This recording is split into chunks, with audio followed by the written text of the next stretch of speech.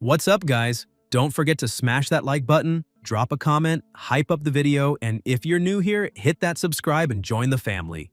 At the last fortress of humanity in the city of Twilight, dragons are slain, lightning pours down from the sky, and finally an enormous dragon also falls. An old man says that this is Leon's ancestral dragon. Suddenly, the guardian of time, Atto, tells the great sage that there is no more hope for the world and that he will burn his body, even his true soul, to repair the passage of time. He says that he must bring hope by leaving this era and believes that, with wisdom, he can change the fate of humanity in another era. The great sage replies that the forbidden gods, who know the mysteries of time, are the best guardians of themselves. They are part of this era, and no one can break free. An extremely bright light bursts out around him from the staff. The great sage says to let people from outside this era change the destiny of humanity. The staff continues releasing energy, forming magical circles. The energy surges toward the real world. A voice says that before the predestined extermination, any futile struggle will only seem pathetic. The guardian asks what that is, and the great sage answers that it is the forbidden god who will destroy the passage. The voice says that any lesser hope will be swallowed by despair. Silent humans in the ruins of this era, together with their miserable hopes, turn into dust. The great sage closes his eyes and says that they are dust, but also heroes, and that the forbidden god must witness the power of 10,000 pieces of dust. People look on in shock and say that the great sage is initiating a sacrificial ceremony. He says that this era is coming to an end and is about to become dust, and he asks his fellow warriors to follow him and blaze brilliantly in the final fireworks of this era.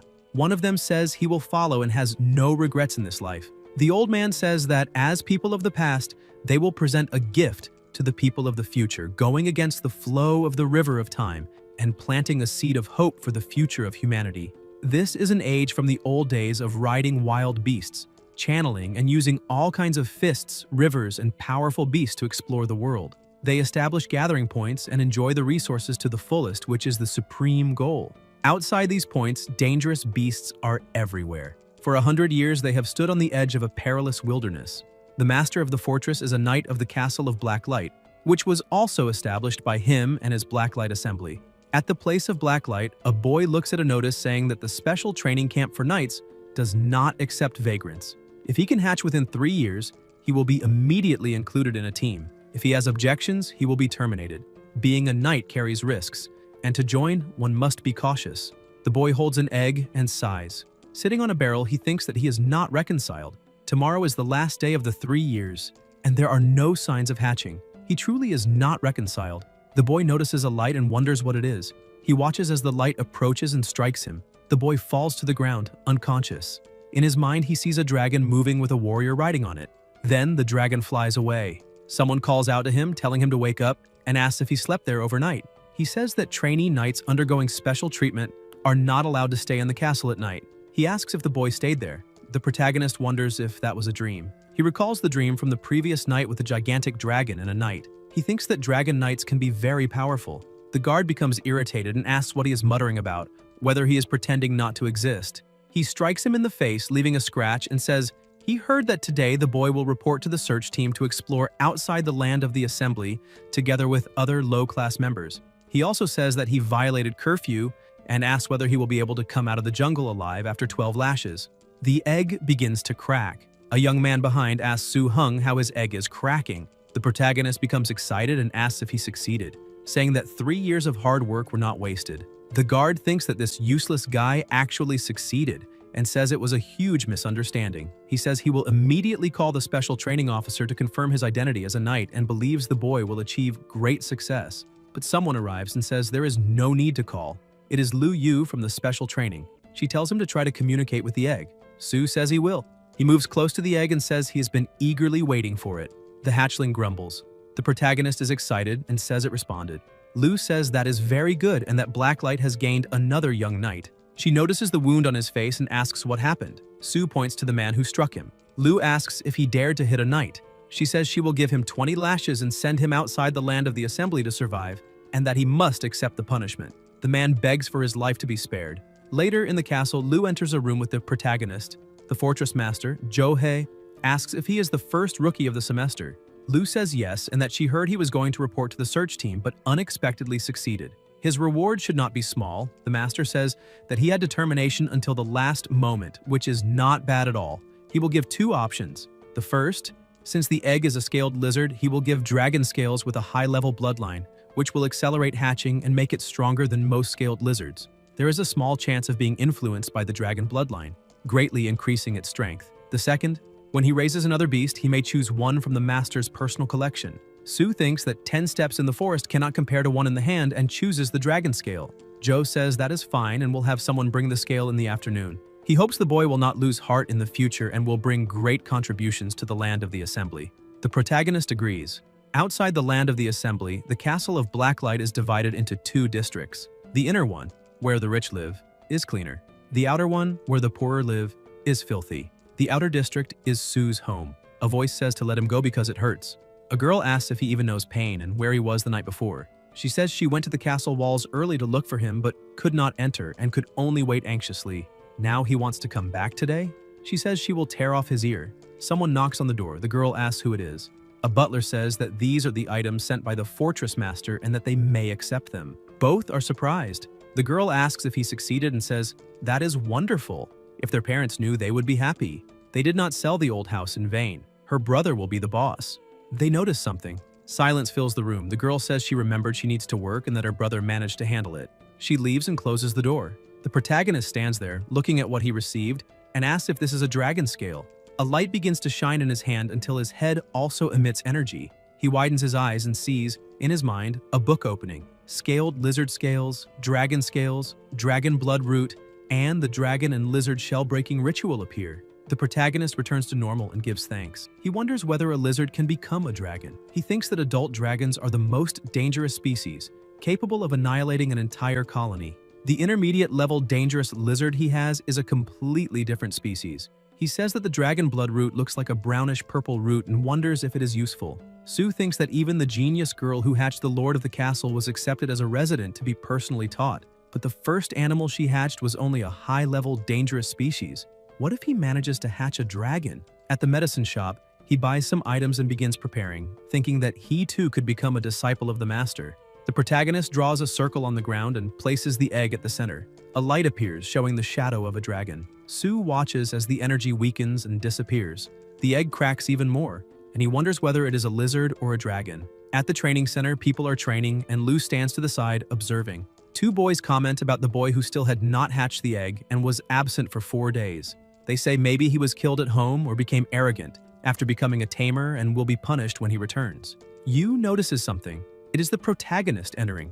Lou says he finally remembered and asks whether he needs to come for training. People comment that he is doomed. Sue replies that he was absent for a reason, and Lou asks what it is, saying he had better give a reasonable explanation. Heng tells his little one to come out. In the backpack, the hatchling peeks out with only its little eyes visible and jumps onto his shoulder, emitting a sound with a terrifying aura. Everyone looks on in shock, saying that it is not a lizard and asking what it is, commenting on the strong pressure. Yu says it is an extremely dangerous species and that they should see the lord of the castle. In a room, Joe says that it truly is a high-level dangerous species. He grits his teeth, saying that at the very first hatching it was already like this, and orders them to check who made the egg, saying to notify the department and deduct 3 months of salary. In truth, they made a dragon egg instead of a lizard one, and almost ruined the future of a genius. As for the protagonist, he says these years must have been hard, but he was lucky. If he had obtained a normal egg or a high-level dangerous species, he would already have outstanding achievements. But all effort brings reward. With this dragon as his starting point, he will be no weaker than anyone in the future if he works hard. The protagonist says that he will not disappoint the castle. The fortress master replies that he is grateful the tamer training has produced such a genius, both talented and tenacious, and asks whether he is willing to become his disciple. Sue is surprised, and so is Lou. Heng thinks that, after 3 years, the lord of the castle who once took in Bai is accepting disciples again. The protagonist says he is willing, and Zhou says that this is excellent. He announces that today he summons all tamers without missions to a banquet to witness the birth of another talented tamer and celebrate accepting another disciple. The banquet continues into the night. The protagonist and his sister are escorted home by a castle guard in a carriage. At home, Sue says that he now receives a monthly stipend of 100 grams of gold and that, once he has enough money, they will buy back the old house that was sold for him to undergo special training. His sister says she could not earn that much even in 3 years and praises her brother. Heng complains, telling her not to pinch his face and to go rest since she works tomorrow. The most common distinction between ordinary creatures and dangerous species is whether they are born with the talent to use energy. Techniques that use this talent are called skills and are essential for determining the combat capability of a tamed beast. Dragons are superior species by nature with extremely high energy talent. In addition to their common violent attacks, they possess 6 skills.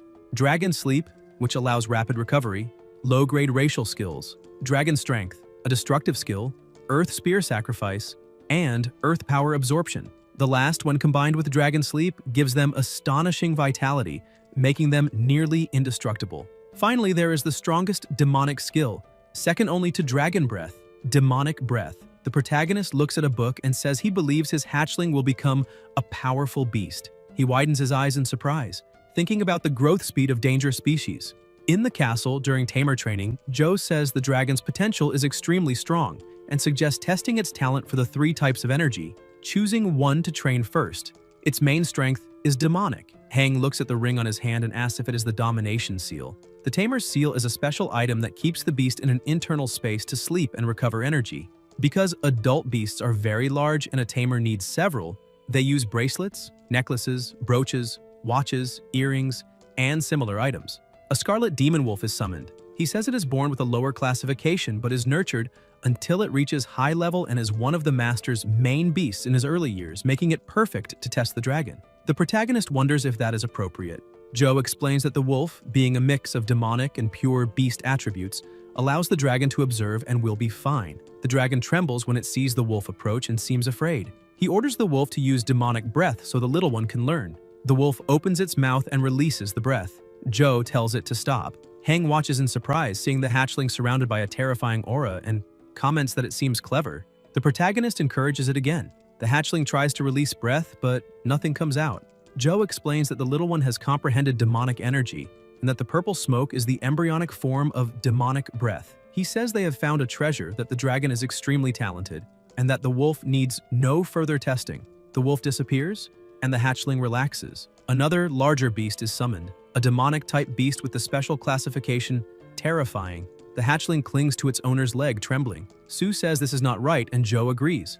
Another animal is summoned, a dragon with powerful energy. He explains that using something beyond the terrifying type makes things easier, and that this is one of the master's main forces with fire, dragon, demonic, and earth attributes, his only dragon-type beast, and tells her to come out and start playing. The Tyrannosaur is enormous. Heng asks whether dragon types are not rare, and Joe replies that they are and that he is lucky to tame it, since many veterans want such a beast. The protagonist thinks he must keep the book a secret. Joe asks if he is ready. The Tyrannosaur stares at the hatchling, which panics. Joe tells it to use a bit of dragon power so the little one can feel it. The Tyrannosaur releases its power, creating terrifying pressure. Sue thinks it feels like being in a small boat on a stormy river about to capsize. He touches his shoulder and tells him not to stay within the attack range. Heng feels the pressure disappear and thinks about the strength required for that. Joe is surprised that he holds firm and tells the Tyrannosaur to increase the pressure. The aura intensifies, and Joe asks whether he can endure any longer. Heng widens his eyes when he sees the hatchling resisting and says that, even though it is weak, it is using low-level dragon power to confront the Tyrannosaur. He says such talent is hard to imagine, and that, in the future, it could break limits and reach great heights. The protagonist asks if it is really that strong. Joe, still surprised, asks whether he uses the dragon scales. Sue says he uses them as soon as he receives them. Heng comments that the hatchling absorbs the special substance in the scale very well and may have inherited the dragon blood trait, which greatly elevates it. Joe hands over a book saying he organizes training methods and skills into a spiritual seal and also adjusts the most suitable mental training method, reminding the protagonist not to neglect mental training since spiritual power is the tamer's strength and the foundation of beast taming. He thanks him. After leaving the castle, Heng buys back the old house, and when the seller learns he becomes a tamer, he is very sincere. Before Ching gets off work, the protagonist reorganizes and cleans the old house, and even if it cannot be restored to how it looked in memory, it is already good enough. He does not tell his sister yet, so Sue decides to go to her workplace, pick her up and give her a surprise, then sets off. Elsewhere, 2 rabid dogs lunge forward as Ching screams in fear, and Heng recognizes the voice as his sister's and immediately runs toward her. Ching tells the dogs to go away, and a blonde boy asks why she is running, claiming his dogs do not bite and only want to play. She keeps retreating and asking them to leave, and the blonde says that if she is willing to accompany him and play with him that night, his dogs will not bother her. The protagonist approaches, asks what he means by playing, and tells them to shut up. He advances with a stone in his hand, strikes one of the dogs, and knocks it to the ground. Heng says he is just a street gangster and tells him to stay away from his sister, warning that it is not because his father is a plantation director that everyone must treat him well. The blonde shouts for his dog, asks how he dares hit Charlie, and orders the other dog to bite the protagonist to death. The animal rushes forward, and Ching screams for him to run. But when the dog lunges, the dragon hatchling stares at it and bites it, shocking everyone. The protagonist orders it to bite until the end, and the hatchling continues. The blonde protests about his dogs, pulls out a knife, and orders his friends to draw knives as well to stab the two. The three advance, but Su extends his hand using dragon power, and the hatchling releases a terrifying aura that stops the blonde in place. He asks what is happening, while the other two say that bastard is frightening and they should be cautious. Another group approaches, asking what they are doing, and one warns that a guard is coming, suggesting they ask to have the boy handcuffed, saying there will be room to maneuver if anything happens. The blonde says he knows the nearby guards and will ask them to handcuff that trash, claiming that once he's taken to the security team's detention room, they will make him incapable of doing anything, and that he even plans to take advantage of the protagonist's sister, saying his dogs will not have died in vain. The guard arrives, asks whether that is not young Master Gu, and asks what is happening. The blonde says the protagonist cruelly killed his two dogs and demands they capture him immediately. The guard orders him to be handcuffed, and the two guards advance with cuffs, saying he killed the young master's favorite dogs and should surrender peacefully. The protagonist looks at a brick on the ground and says that the brick killed the dogs and that if they are dissatisfied, they should punish the brick. The guards say he dares act arrogantly even after killing someone, and warn that he will regret it once locked in the detention room, until they notice the dragon hatchling releasing an intense, powerful aura that frightens them. Su shows his tamer classification and tells them to look carefully. The guards are shocked and call the captain. The leader realizes he is the famous new disciple accepted by the lord of the castle, already known throughout the region. The captain draws his weapon, fires into the air, and aims at the blonde, saying they have indeed banded together to commit crimes on the street and are far too presumptuous. He orders them to be handcuffed immediately and warns that if they resist, they will be killed on the spot.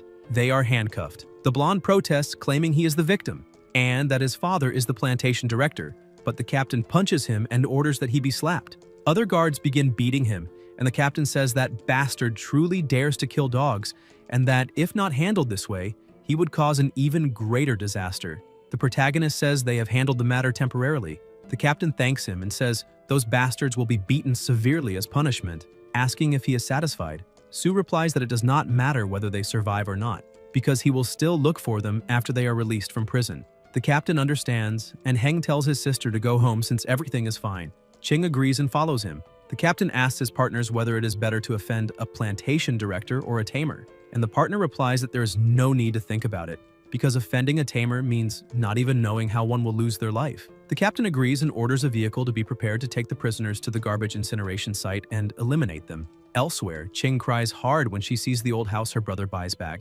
saying she never imagines returning there and that it feels like a dream. The protagonist tells her not to get overly excited and hands her the house key, saying this is only the beginning and that the future will only get better. And Ching says she believes in him. Then someone knocks on the door and Su asks who it is.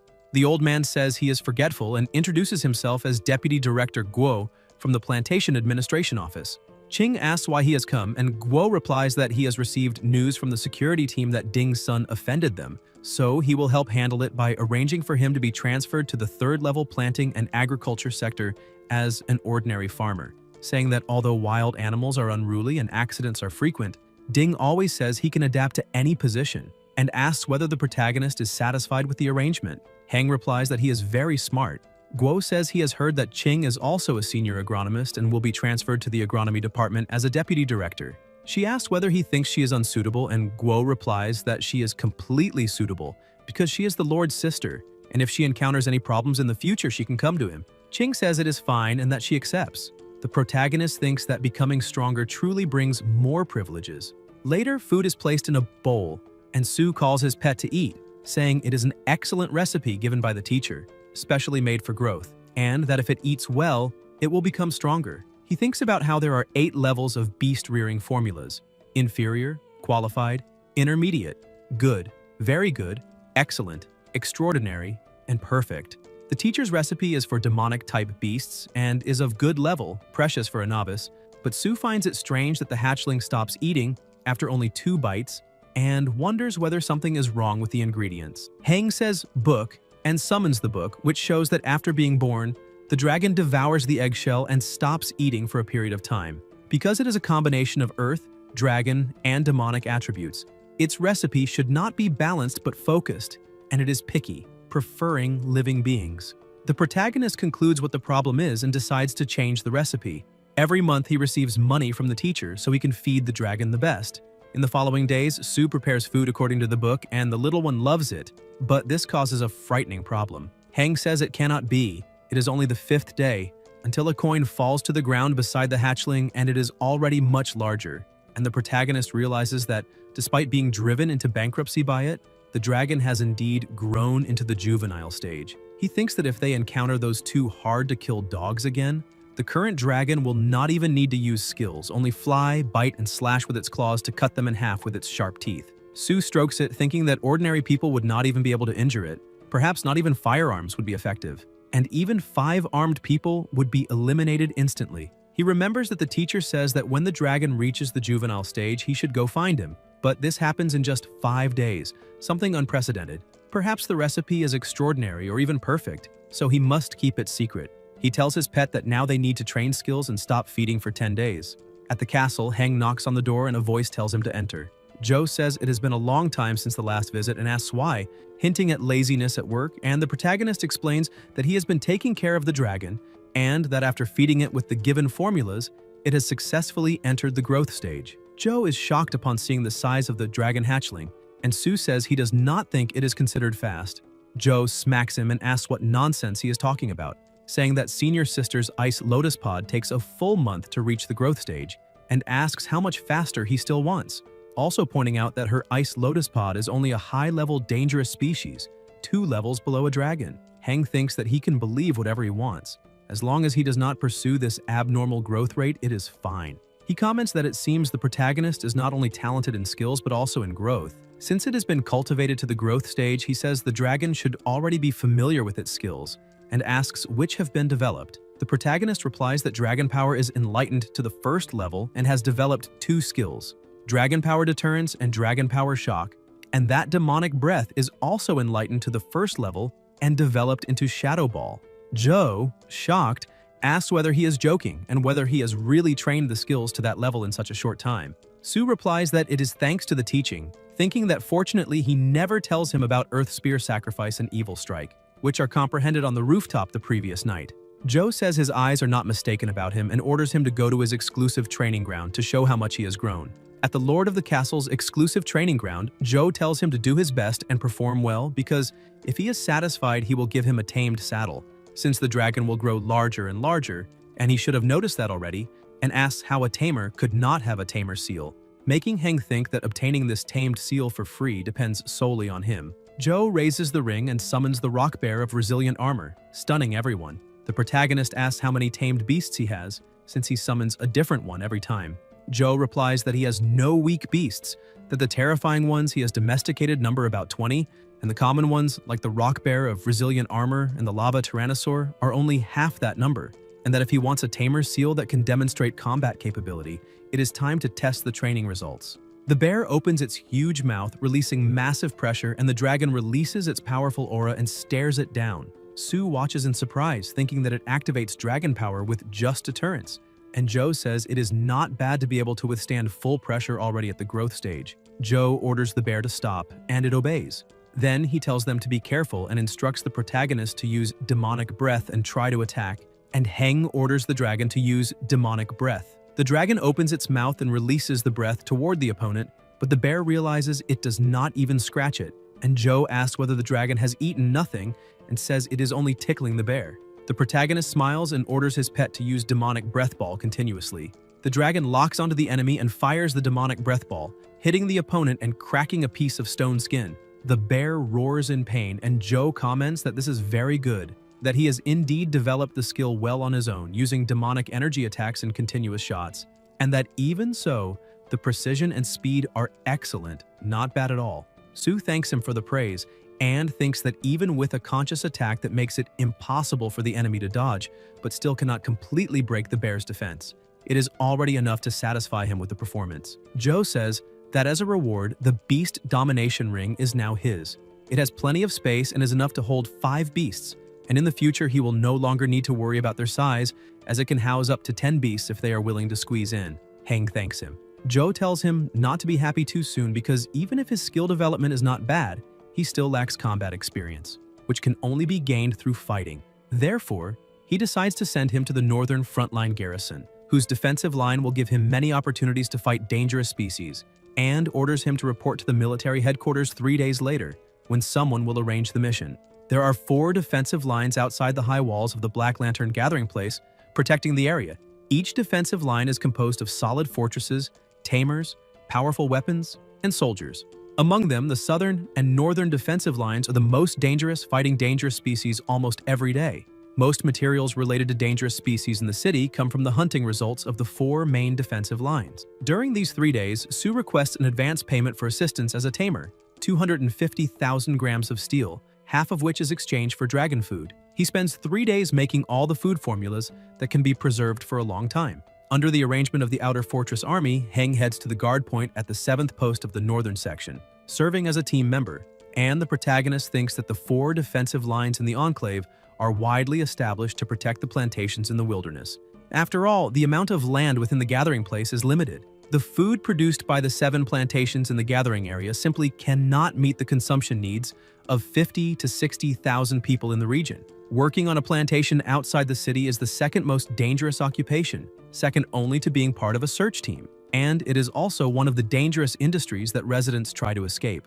As he remembers, the director of Plantation Number 5, Ding, was assigned to Plantation Number 30, a security zone responsible for the northern defense line. The vehicle moves on and the guard tells him that this is guard post number 7 and wishes him well, saying he needs to return to make a report. A young man becomes indignant when he sees Sue get out of the vehicle and asks whether the chief of staff personally sent the newcomer. The blonde man beside him, wearing a bandana, says he heard that Sue is a tamer and asks whether he does not see the food on the vehicle, saying that all of it is feed for tamed beasts. The young man asks what they are waiting for and says they should go help him, and the blonde agrees, saying he is right.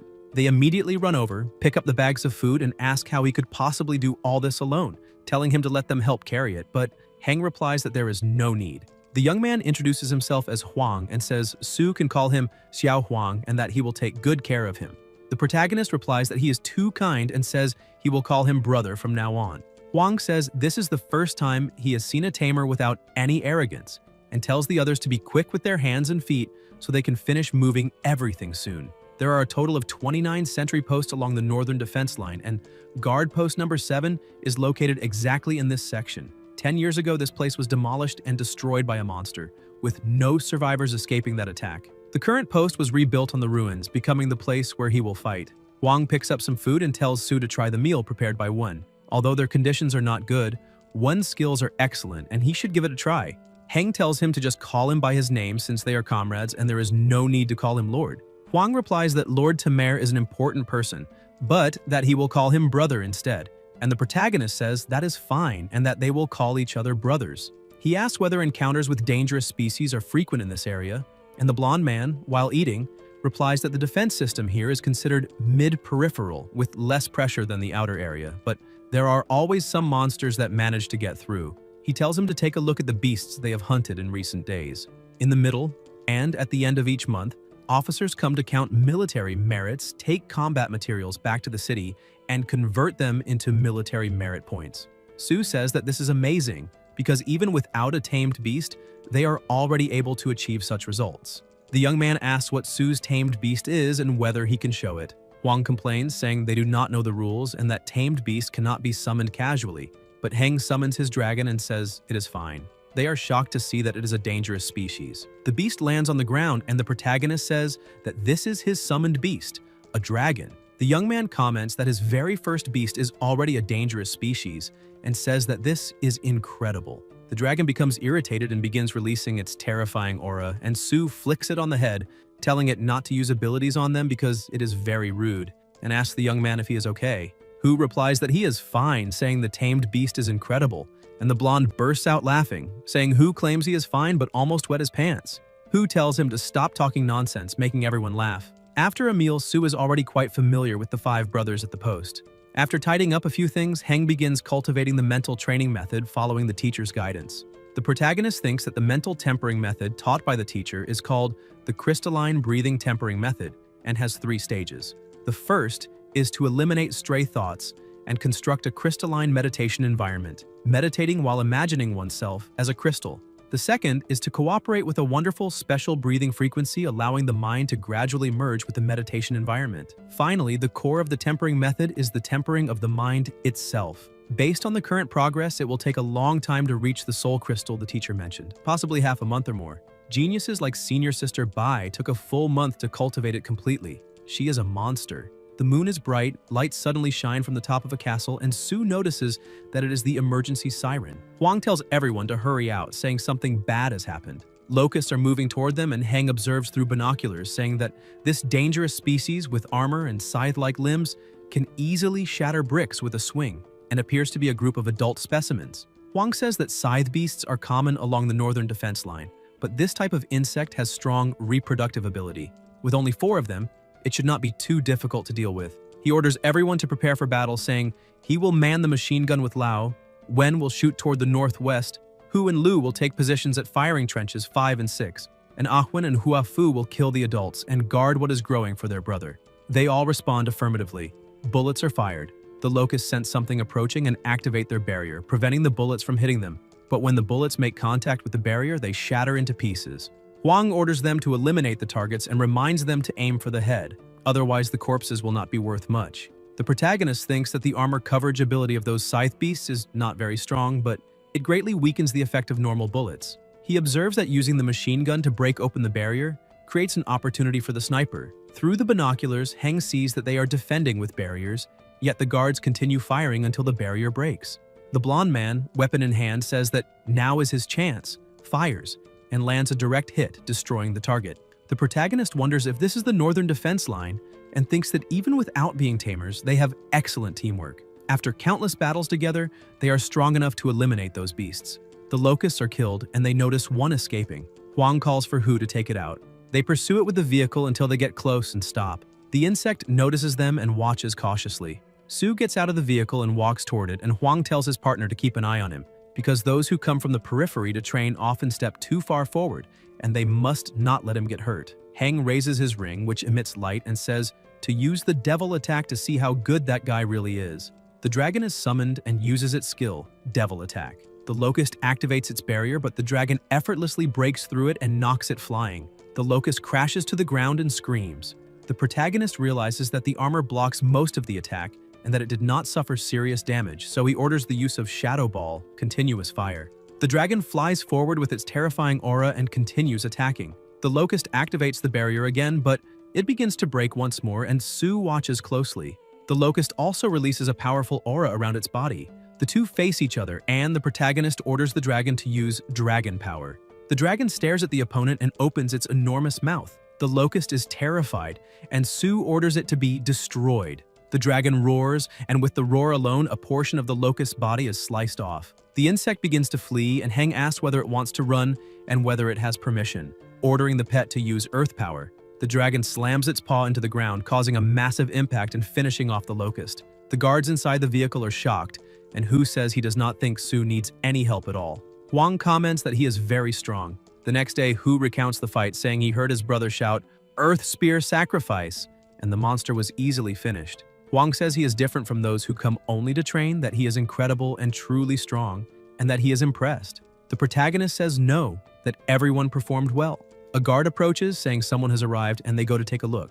When they see it, Huang says it is the headquarters convoy, finding it strange because usually when merits are counted, headquarters goes from post to post. He comments that they should not be there before noon, so why did they come so early? Su watches attentively. The commander-in-chief of the Northern Defense Line, Lu Ling, steps out of the vehicle and the guards greet him. Ling says that so many years have passed, yet nothing has changed. Huang says he never thought the commander would remember his name and feels honored, adding that it must have been a hard journey to get there. The commander replies that it is nothing, not a difficult trip at all, less than 10 minutes by car, and asks who Heng is and whether he's already used to staying there. Heng formally introduces himself to the commander-in-chief. Ling finds the title he is called by somewhat strange, and the protagonist replies that it is a pleasure to meet him and that he is already accustomed to living there. The commander pats his head and says it is great that he is already accustomed to the place. The teacher has mentioned several times that he has accepted another genius disciple this time, and he also heard from the chief of staff that he failed to see him during his last visit to headquarters because he had gone to exterminate a group of bastards. But this time, he came specifically to find him. The guards are surprised and wonder whether the commander-in-chief came all the way to such a small sentry post because of him. Huang thinks that he assumed Su was just an ordinary tamer and never imagined he was the lord of the castle's disciple and feels relieved that nothing bad happened. Ling tells them not to stand around and to go count the sentry's harvest for the latter half of the month, asking them not to disturb him, and then orders Su to summon the dragon, saying that the teacher assigned him a special mission to check the dragon's growth status and report back when he has time. Heng thinks that he assumed the teacher would stop caring once he left the city, never imagining he would send someone to check on him. The dragon is summoned, and Ling is surprised when he sees it, saying that the teacher mentioned it has not even been a month since it hatched. The protagonist explains that after learning dragon energy circulation, the dragon has been circulating it constantly because of the battles of the past few days, so it grew quickly and asks whether there is any problem. The commander replies that there is no issue, saying that Su's dragon is much larger than the one he raised back then, and that according to the teacher's request, he needs to test the dragon's combat experience. He adds that he also has a dragon-type pet and will use it to examine Su's, inviting him to play. A rhinoceros is summoned with a tremendous aura, and Ling explains that it is a dangerous species of the earth dragon type, just like Su's dragon, a high-danger species that he cultivated to the complete stage. With its thick skin and tough flesh, it can withstand attacks for a long time and is one of his main forces. The rhinoceros approaches while the dragon trembles in fear. Su asks him to take it easy and not eliminate the dragon, and Ling laughs at the word eliminate, telling him not to worry, that the rhinoceros knows when to stop and will not bully or injure the little one. Heng says to go ahead, and the commander comments that it seems the little dragon has just woken up, ordering the rhinoceros to use a ground stomp to wake it. The rhinoceros slams its foot into the ground, causing huge cracks and a massive shockwave. The protagonist observes and thinks this is the benefit of being able to control mental power after tempering, but now is not the time to dwell on that, so he orders his pet to use Devil Attack and get out of the attack range. The dragon grabs him onto its shoulder and begins to fly, and Heng orders it to use Shadow Ball continuously to return the favor.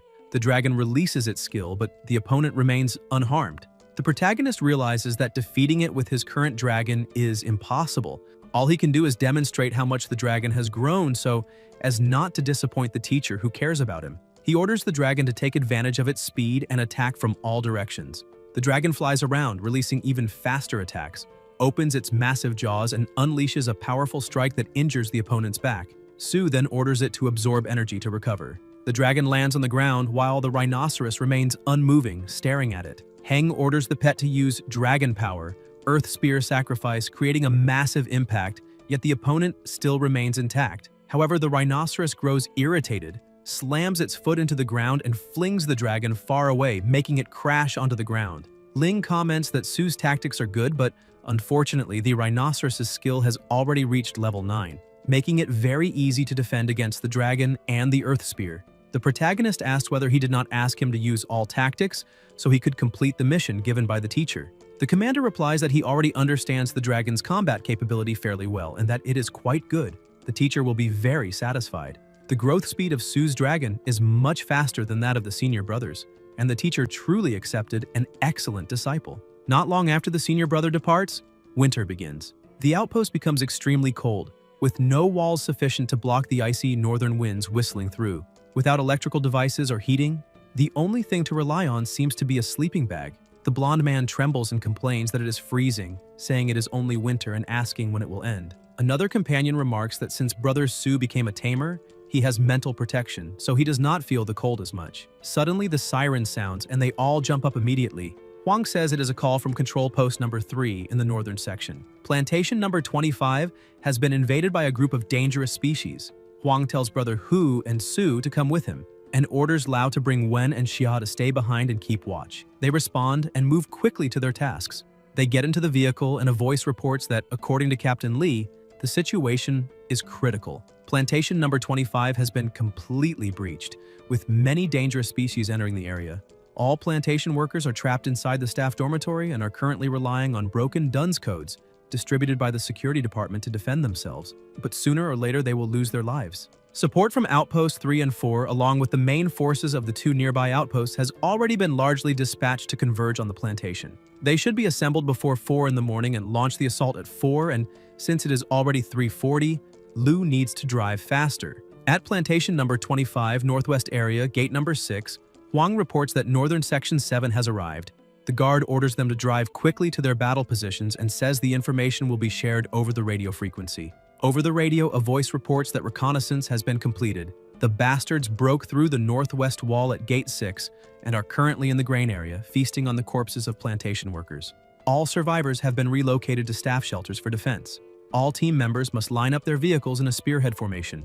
2 armored vehicles will serve as the vanguard, advancing directly toward the plantation dormitory and opening fire. The invading dangerous species this time is a pack of rotten toxic wolves. They have strong vitality, so they must aim for the head, eliminate them as quickly as possible, and rescue the trapped personnel. They begin firing, aiming for the heads. The lead wolf observes and lets out a howl. The protagonist senses something wrong and asks his partner to slow the vehicle and create some distance. Huang asks what is wrong, and Su replies that he heard a strange howl just now and asks if they heard it too. Huang explains that dangerous species like rotten toxic wolves have a certain chance of evolving into a supreme leader, and although the probability is very low, something is definitely wrong. Heng tells them to look closely and notices that the wolves are deliberately creating distance, wondering what they are planning. He comments that it is no wonder they managed to break through the plantation's defenses using only dangerous species. The lead wolf reveals a murderous gaze and releases an innate ability of rotten toxic wolves, wolf smoke. People in the vehicle ask what it is and whether it is poisonous fog. Over the radio, a voice orders them to activate infrared targeting, remain alert, and avoid accidentally injuring comrades. The protagonist says it will not be that simple and that they need to retreat. But then the wolves begin leaping onto the vehicles, tearing everything apart with their massive jaws. Su says this is a shadow wolf companion, and that the special ability of a rotten toxic wolf leader is companionship, meaning there is another leader. Huang says that one is coming. A wolf charges at their vehicle, smashing the windows and flipping it onto its side. Huang begins firing, but says it is too tough and they cannot penetrate its armor. The wolf leaps onto the vehicle, ripping chunks away. Heng remains calm and summons his pet. The dragon releases its terrifying aura and uses dragon power, intimidation, creating immense pressure, then follows up with evil thought bullet, rapid fire, causing explosions and blowing off the wolf's head as its body collapses to the ground. The protagonist speaks into the radio, telling the commander to avoid friendly fire and requesting a ceasefire, saying he will handle the rotten toxic wolf leader. The commander watches through binoculars and thinks that he truly is Bao Zhu's direct disciple. Seeing such combat power in an apprentice is astonishing. He thanks him for the fire support but says to leave the rotten toxic leader to them, as they will deal with the other scum and not let them interfere with the battle. Su gets out of the vehicle, noting that the poisonous fog is extremely dense, and asks where the hell the rotten toxic wolf leader is. Huang points it out. Heng looks and sees the leader wolf destroying a vehicle while a guard cries for help. The protagonist orders the monster to stop and commands his pet to use surprise attack. The dragon strikes, making the wolf spit blood and sending it flying. The leader grows even more enraged and charges again.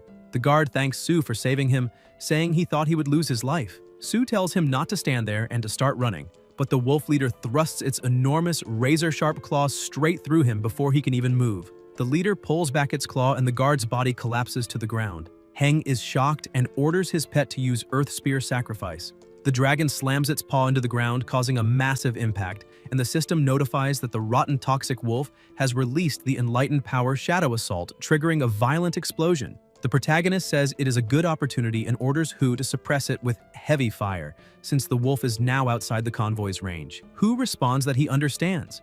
They open fire. The wolf leader tries to dodge, but before it even realizes what is happening, the dragon lunges forward and bites it. Su says he knew it would try to escape and orders the pet to intimidate it. While flying, the dragon releases Dragon Power 1, strikes the opponent again, and finishes it. Afterward, the vehicle continues through the mountains.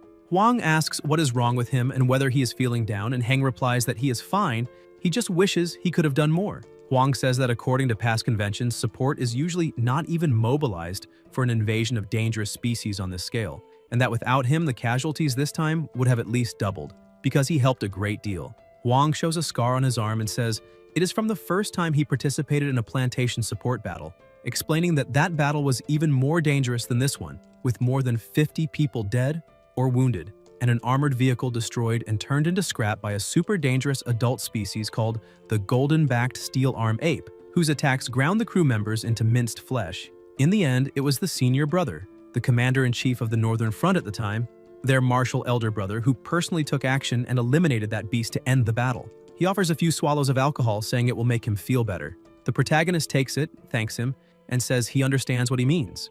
Huang says it is inevitable that ordinary people in these settlements live like floating duckweed with no roots to cling to, that no one can guarantee that if they fall asleep today, they will wake up to see the sun tomorrow, and that only by becoming someone like him can they truly gain the power to control their own fate. Su tells them not to overthink it and asks when for food, and Huang replies that they will eat a lot and wear that stinky kid out. The plantation support battle is the first time Heng faces massive casualties head-on. He behaves like a true warrior, and after a brief period of mourning, finally understands that only by constantly growing stronger can he protect himself and also protect the people around him in this chaotic world. In the following month, the protagonist enters special training for both himself and his pet, following the ancient dragon canon, and the results are remarkable. In addition to growing larger, the serpent dragon lizard's control over the three elemental energies becomes stronger, skills are developed one after another, and their effects become several times more powerful than before. While Su is immersed in training, watch post number 1 receives a familiar visitor. Ling arrives riding a lion and says it has been quite a long time. Heng thinks it looks really cool and wonders whether the pet has a mount attribute. Ling jumps down and says he heard that Su participated in a plantation support battle last time, and that his field performance was excellent. According to the senior brother, the commander at the time even submitted a report and praised him specifically. He truly is a student valued by the teacher. The protagonist asks whether the teacher did not say he should do a test once a month, and whether it has already been a month since he last left. Ling asks whether it was once, and says nobody really cares, explaining that he happened to have some free time these days and came over to avoid the teacher complaining later when he becomes too busy. He orders Su to release the serpent dragon so he can train it, saying they can talk later. Su responds that he understands and summons the pet, which is much larger than last time. Ling is shocked, saying it is growing extremely fast and asking whether the cultivation formula is perfect or something like that. Heng asks how that could be possible and says he has always used the teacher's G-Men formula. Maybe the little lizard just absorbs it better, and then tells him to put the serpent dragon away, saying there is no need to test further. Ling explains that according to the teacher's instructions, once the serpent dragon lizard reaches the mid-growth stage, the training on the Northern Front will be considered complete, so they should pack up the materials and prepare to return to the castle to meet the teacher. The protagonist asks whether he really can go back so soon. The companions behind ask whether he really can leave so early and say they cannot bear to see him go and will not be able to sleep. The blonde asks if that is really the case, saying everyone seems to be in a great mood and whether they should let the little lizard run with them for a race. Su plays along, saying it really does seem like everyone is in a great mood and asking whether they should let the lizard run with them. Huang asks why he is looking at him like that and says Ah Wun cannot sleep, and Heng replies that no one will escape. Everyone will run with the little one. The next day at the Dark Lamp Training Hall gathering point, the protagonist lies flat on the ground, exhausted, saying he cannot take it anymore. Lin Fu, the trusted disciple of the Fortress Master, his steward and loyal servant, comments that he lasted quite a long time under his bombardment and that, just as the Fortress Master said, he did not slack off this month, reporting to the Master that he gained a good disciple who, although not as talented as the senior sister, is persistent enough. Zhou says he did not expect the training to be completed in just 1 month and declares it a success, asking how it was for him and saying it must have been hard. Su replies that not at all, thinking that through practice and training he can clearly feel growth and challenges at every moment, which is far better than the 3 years spent incubating and hatching the beast egg without any progress, and wonders how such a life could be considered difficult. He also feels that being able to train and cultivate the dragon to this point far exceeded his expectations. Zhou says that this also gives him confidence in the plans he has for the protagonist in the future. Heng asks what the arrangements are, wondering whether they will go to the outer perimeter of the watch post, but the Fortress Master replies that they will not, saying he is preparing him to participate in the 6 territories duel to be held in 1 month. The 6 territories duel is held once a year, jointly organized by 6 major gathering places to compete for the opportunity to enter the Blood Forest ruins. Although it is called a duel, in reality it is a competition for the chance to explore those ruins. The protagonist asks whether so much effort is really necessary just to explore ruins, and whether there are not similar ruins near the gathering place. Joe explains that the Blood Forest ruins are completely different from ordinary ruins found anywhere in the wilderness because the outer area of the ruins is separated by a hidden energy barrier that prevents entry, and moreover, the ruins are occupied by a powerful and terrifying race. The Master of the Hidden Area is an unimaginably powerful creature. Years ago, the 6 major gathering places joined forces and reached an agreement with it after a fierce battle, and under the pressure and probing of the 6, it agreed to open the hidden area once a year to allow 3 human beast masters to enter and explore, thus giving rise to the 6 territories duel. Sue says this exploration opportunity is extremely rare and asks whether that means the competition will be intense, and whether, with his current strength, he can participate and has any chance of winning. Joe tells him not to worry, explaining that the area opened to humans by the Master of the Blood Forest ruins is only the outer perimeter of the ruins, while the inner area and core are inaccessible. For a novice like him, it is already a true treasure, but for real masters, it is not particularly attractive. Heng declares that since the teacher has said so, he will definitely compete for a slot and bring it back, and he says that is the spirit. Besides him, there will be 4 other participants, and tomorrow arrangements will be made for them to meet and get acquainted, after which a new round of training will begin. The protagonist asks where this new training will take place, and the Fortress Master replies that it will be in the Grizzly Forest. South of the gathering place lies a vast black forest covering an immense area known as the Gray Bear Forest beyond the southern wilderness. A staggering number of wild bears live there, all enormous creatures about 4 meters long and weighing several tons. However, due to their inability to utilize energy, they are not considered dangerous species, yet occasionally the bear groups give birth to incredibly powerful evolved individuals that become legendary figures even trainers admire from afar, earning a reputation as beings capable of soothing crying infants. Sue asks whether the Gray Bear Forest is not a forbidden area, and Joe replies that he will understand the situation when the time comes, and that before that, he should go back and rest for a few days. Later, elsewhere, Heng thinks that the advanced support of 250,000 grams of steel credits provided before going to the watch post is almost exhausted, and that the next support will not be distributed for another half-month. To maintain the current growth rate, there can be no shortage of food, and advancing by relying only on this is not a long-term solution, so it seems he needs to find a way to make money. In fact, as a trainer, there are many ways to earn profits. Healing-type trainers can make decent gains by treating injuries and illnesses. Plant-type trainers can receive substantial rewards by increasing crop yields on large plantations. Water and electric-type trainers can also go to the resource department at the gathering point. However, with the help of the ancestral dragon manual, there may be even more efficient methods. In the Black Lantern gathering market, merchants shout to attract attention, offering the best and newest goods, big discounts, 1 gram of steel credit, 3 grams of credit, and so on. The protagonist wanders around wanting to make use of the ancestral dragon manual, but finds nothing after half a day of roaming until a merchant calls for everyone's attention and talks about high-price buybacks, saying he purchases dense black fat at an excellent price, long-term. Sue approaches, places money on the counter, and asks whether he buys dense black fat. The old man replies that he does, at a high price, and asks why and whether Sue happens to have some. Heng answers that he does not, that he only wanted to ask what the use of buying that stuff is. The old man says that is none of his business, that if he has it, he will buy it, and if not, he should leave quickly and stop meddling. The protagonist calculates the grams of steel credit per milliliter of dense black fat and concludes that 1 liter is worth 83,000 grams of steel credit. He did not expect anyone to buy dense black fat at such a high price, and finally finds a way to make money. According to the records of the ancient dragon manual, by mixing black octopus mucus, black oak resin, and thickening fusion agent in a ratio of 3 to 1 to 2 and refining them at high temperature for a few minutes, dense black fat can be prepared. Although according to the description in the manual, the dense black tree that naturally produces this fat is already extinct, it is not a rare item in the Black Lantern collection market.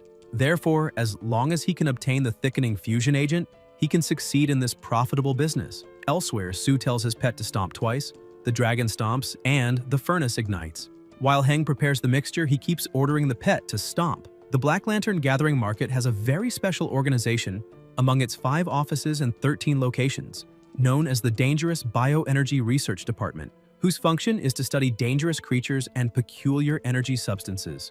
The research department has 3 institutes which are likely the true buyers purchasing large quantities of dense black fat.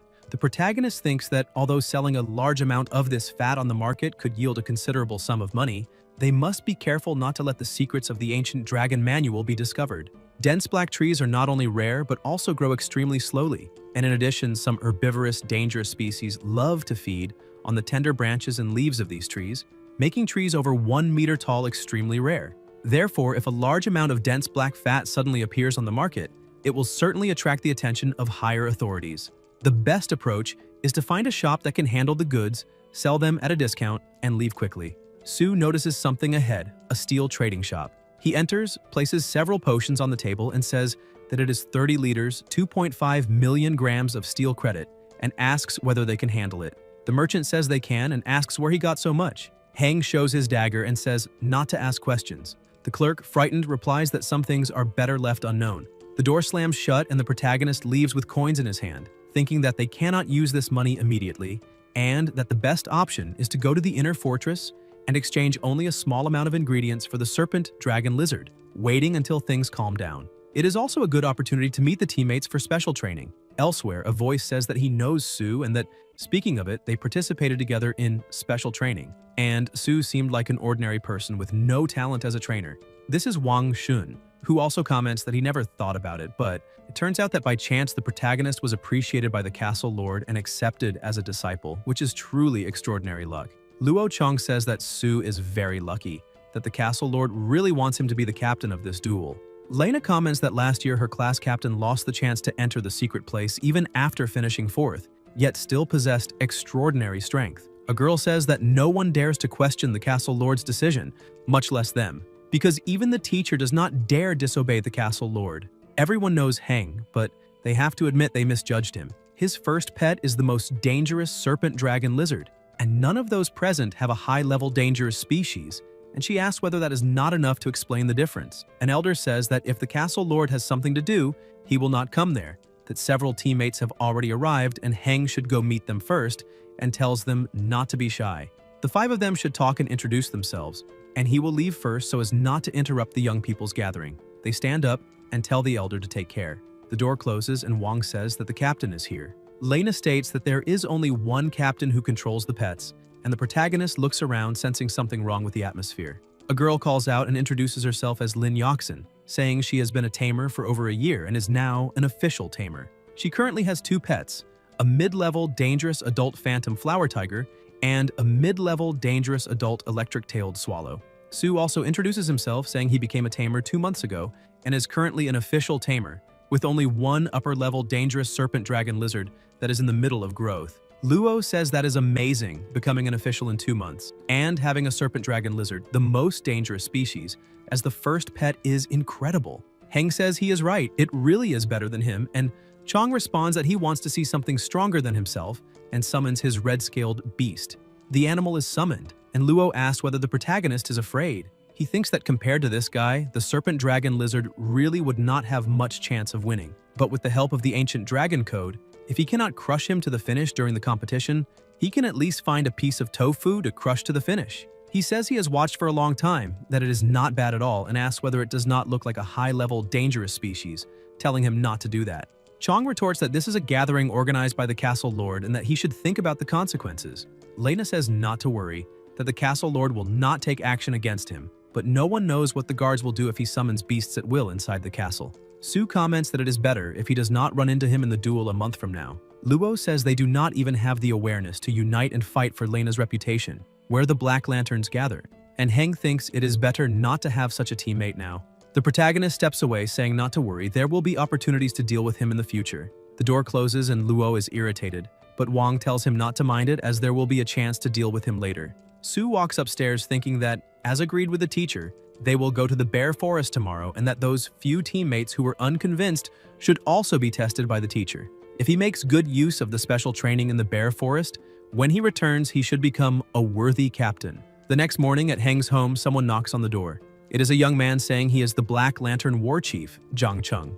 A voice tells him to come in, they enter, and Zhang shows a map saying that this is where the Black Lanterns gather, and that this is their destination this time, a small to medium gathering point on the edge of the Black Bear Forest, the city of Ermet. The city of Ermet lies in a straight line to the left of the Black Lantern gathering point, but only half the distance between the two places has repaired roads, so the actual route is more winding. The distance is a little over 150 kilometers, and in addition to dangers and uncontrollable factors that may be encountered along the road, the protagonist says it will probably take 1 or 2 days, so they should prepare. Chung asks whether he has any questions, and Sue replies that he does not and tells them to set off immediately. In a forest, the vehicle moves along. The Black Lantern gathering point is located in the Gray Wilderness, as are Rivet Town and Grizzly Grove, an extremely vast area with dozens of large gathering points, many others of medium and small size, and even more refuge camps scattered throughout the wilds. The vehicle keeps moving, and Jung says this is the place and tells them to wait, explaining that he will continue on afterward and rest here for the night. Someone atop the fortress introduces himself as Chanam, deputy mayor of Drew Prefecture, and asks whether they are from the Black Lantern gathering area. Chung introduces himself as the leader of the 5th Tactical Group of the 1st Squadron of the Black Lantern Castle Guard 3rd Detachment, and says he needs to go into the city for repairs.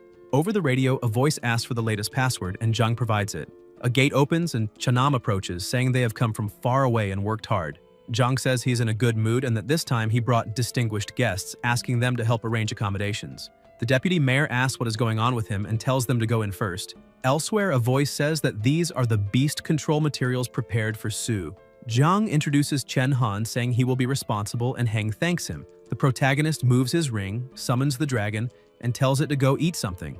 Everyone is shocked by his level of pet control, and Chen jokes that he wonders whether Sue even opened the box, because the beast looks like it is going to eat the container along with the food. The dragon opens the crate and begins devouring everything at high speed, leaving everyone astonished. Han says Chanam is different from the Black Lantern gathering point, that there is no curfew and the nightlife is lively. Many comrades stationed in Chanam go to the bar at the foot of the mountain to have fun, and he invites Sue to join them. Heng replies that they can go have fun if they want, but he will not go himself, and asks whether Han can help him find a guide since he wants to walk around the city. Someone knocks on the door. It is a little girl asking whether he is looking for a guide. She apologizes for overhearing the conversation and explains that Grandpa Andrew asked her to bring Lord Cha's specialty.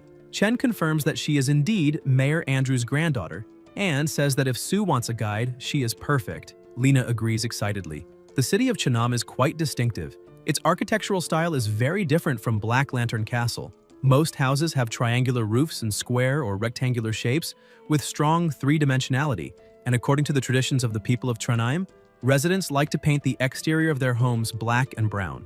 According to Lena, there are hundreds of such houses throughout Chanam, as well as shops and businesses built along the mountain slope of Chenem. Higher up the slope, there is a small castle of earth and stone that looks like a fortress. That small castle is the original Chanam and the seat of the city hall. Lena confirms this and adds that tonight there will be a special beast fight at the Chanam Coliseum, asking whether he is interested. The protagonist asks about the Coliseum, and Lena explains that guards and residents occasionally capture wild beasts, and the Coliseum uses them for duels and events to attract spectators. If a beast is injured and dies in battle, it is not wasted but butchered and distributed as meat to the residents. Coincidentally, today someone offered the Coliseum a special beast that no one in Chanam has ever seen before. It will fight an adult wild tiger, and the match has attracted a large crowd. Sue thinks that although a wild tiger is only a common beast, it is ferocious and unusually aggressive, and observing it could be useful for cultivating the little lizard, so he asks to be taken to see it. The attendant hands over 2 tickets and asks Lena whether she has a boyfriend, who that handsome guy is, whether he is new, and why she has never seen him in Chanam. Lena gets annoyed, tells her to stop talking nonsense, and urges them to go inside quickly. People recognize Lena and greet her, and one even invites her to sit with them. She thanks him and says it is not convenient today, but definitely next time. Heng thinks she is quite well known here. A man approaches calling her niece and asks why she has time to come today. Lena calls him uncle and says she is accompanying a distinguished guest, telling him to prepare the best booth in the Coliseum, or she will complain to his grandfather. Lad looks at the protagonist, notices the master ring, and realizes that someone of this status must never be offended. He says it is an honor to receive him and welcomes him to the Chanam Coliseum, and the protagonist replies that it is a pleasure to meet him. A roar echoes through the arena as the host announces that the beast fight is about to begin. The crowd cheers excitedly, and she announces that, just as everyone expected, the city guard has brought in a wild tiger with a body exceeding 3 meters in length and weighing over 600 kilograms. A tiger appears at the side, and 2 boys in the audience comment that it was captured in the trap of Chanam's best hunter, a Saizi, and that this wild tiger looks to be in excellent condition, brimming with ferocity, a true beast.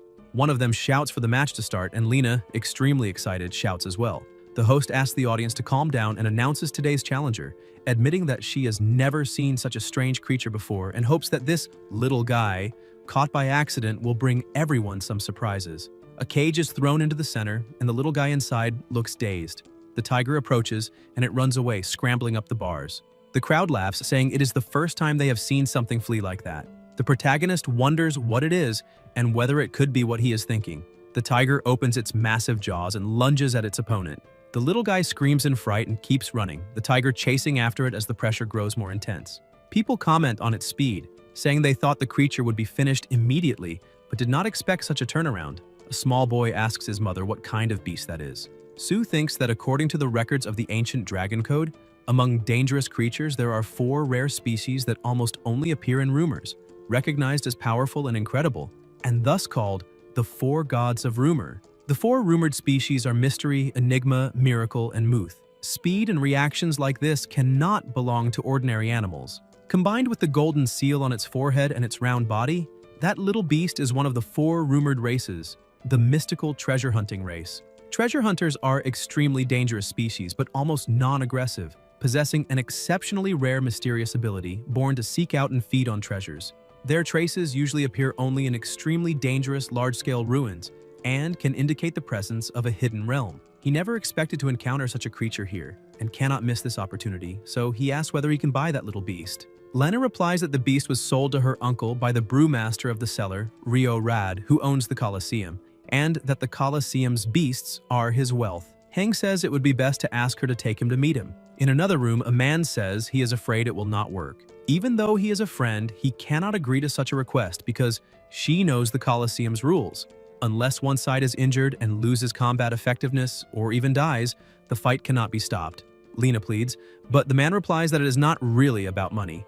Lena says she knows that the little creature was sold for 4,000 grams of steel at the old shop and offers 8,000 grams of steel, asking whether that is enough. The man reminds her that she knows not even her father, from old Lad's generation, ever broke the Colosseum's rules, and says that Lad is concerned about the registered bets and sold tickets. Sue says that from what he knows, that little creature is not only rare but an extremely special species, and asks whether he really wants to let it be eliminated in the arena. The man replies that Sue has misunderstood, that he has his reasons, but he does not want to break the rules. Heng says he has an idea.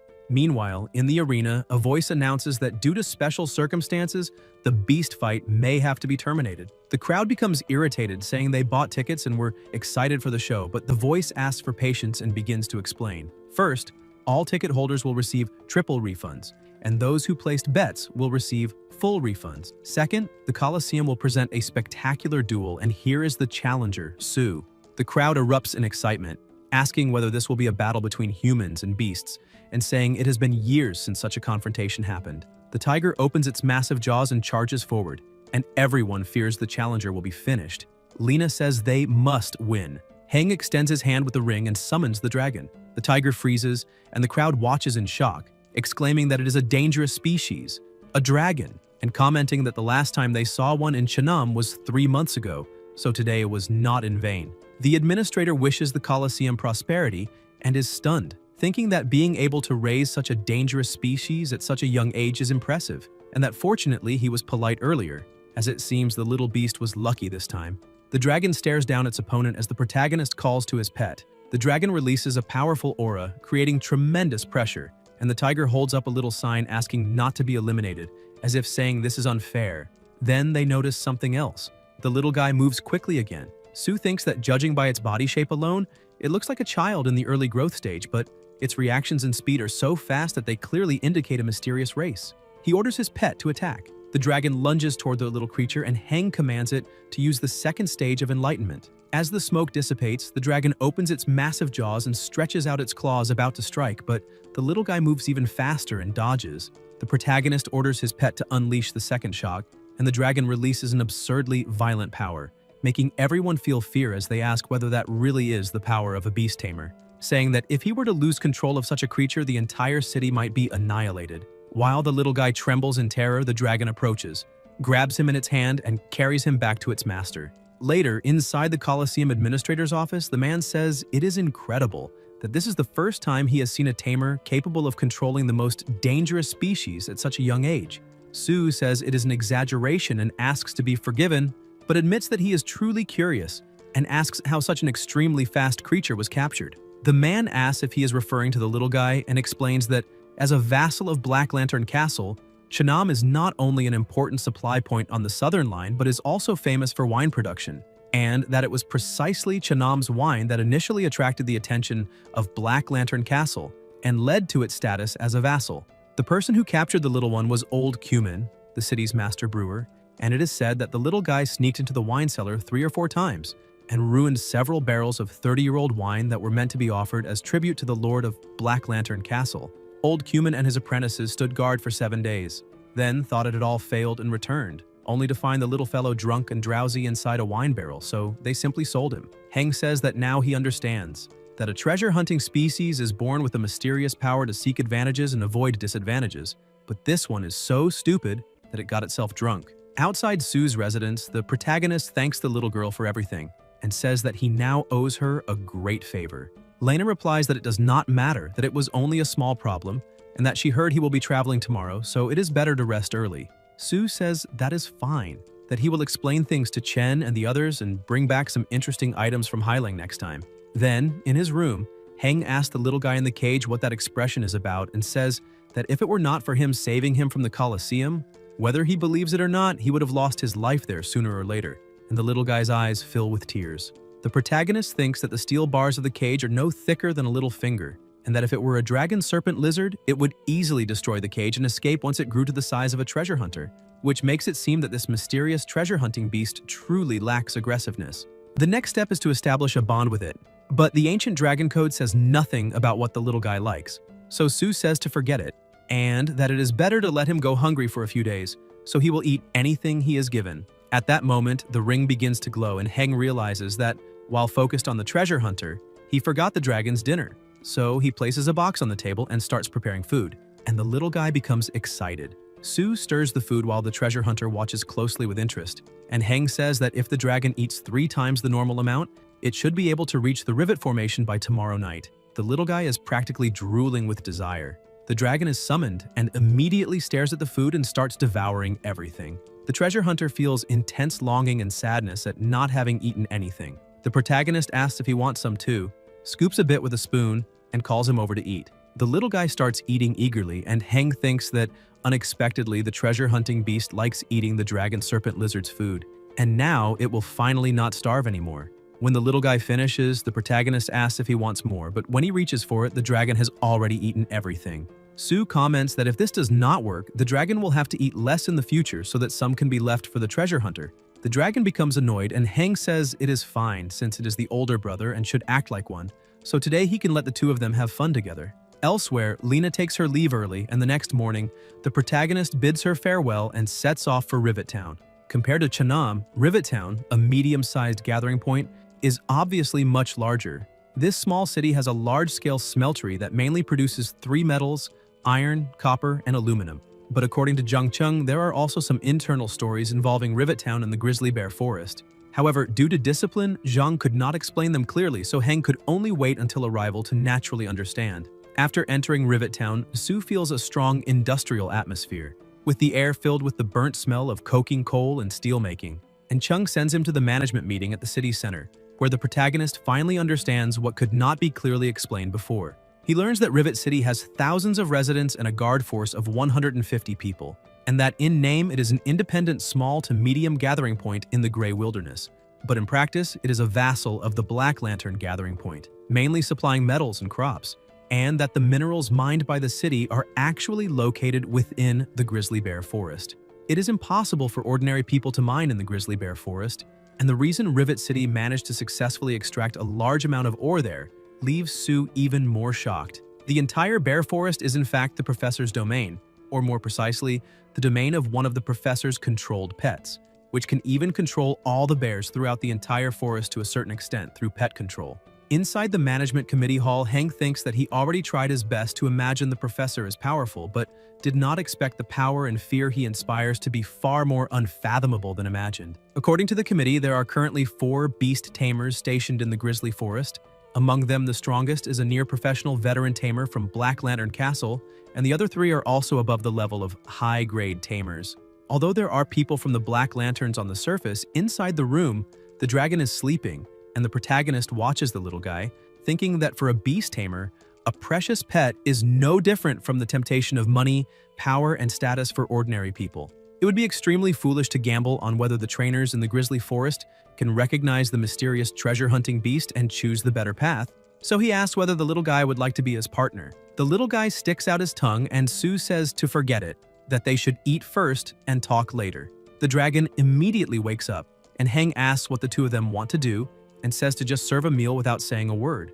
After learning that there are 4 powerful trainers in the grizzly forest, the protagonist, who originally planned to head there immediately, instead chooses to stay in Rivet Town for 3 days. The reason is simple: to find a way to establish a spiritual bond with the treasure hunter, so that he can control it at any time. However, this matter is not as easy as he imagined, as every time Sue tries to establish a spiritual bond, he is repelled by the consciousness of the treasure-hunting beast. Even after flipping through the ancient dragon code, he finds no relevant records, so Heng simply comes up with a stupid idea and asks whether the little guy is not a treasure hunter, saying that he will take him treasure hunting right now.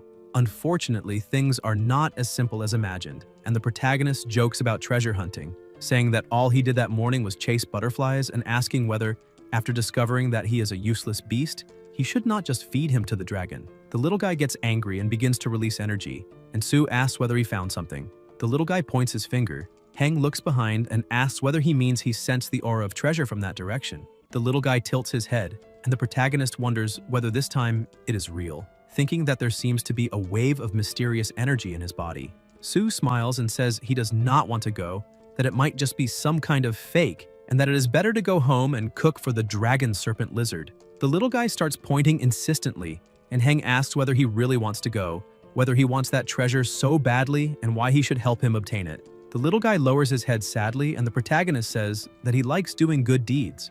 But for that, the little guy has to agree to one request, and the little guy becomes afraid of being made into a slave. Sue asks whether he is worried about that and explains that it is only to establish a spiritual connection, not to subjugate him. The little guy understands, and the two bump fists. Heng thinks that it is impossible to establish a spiritual bond overnight, and even if it is proposed, it is easy to be rejected. While establishing a spiritual connection is different, because as long as the other side no longer resists, it will not be difficult to gradually form the bond.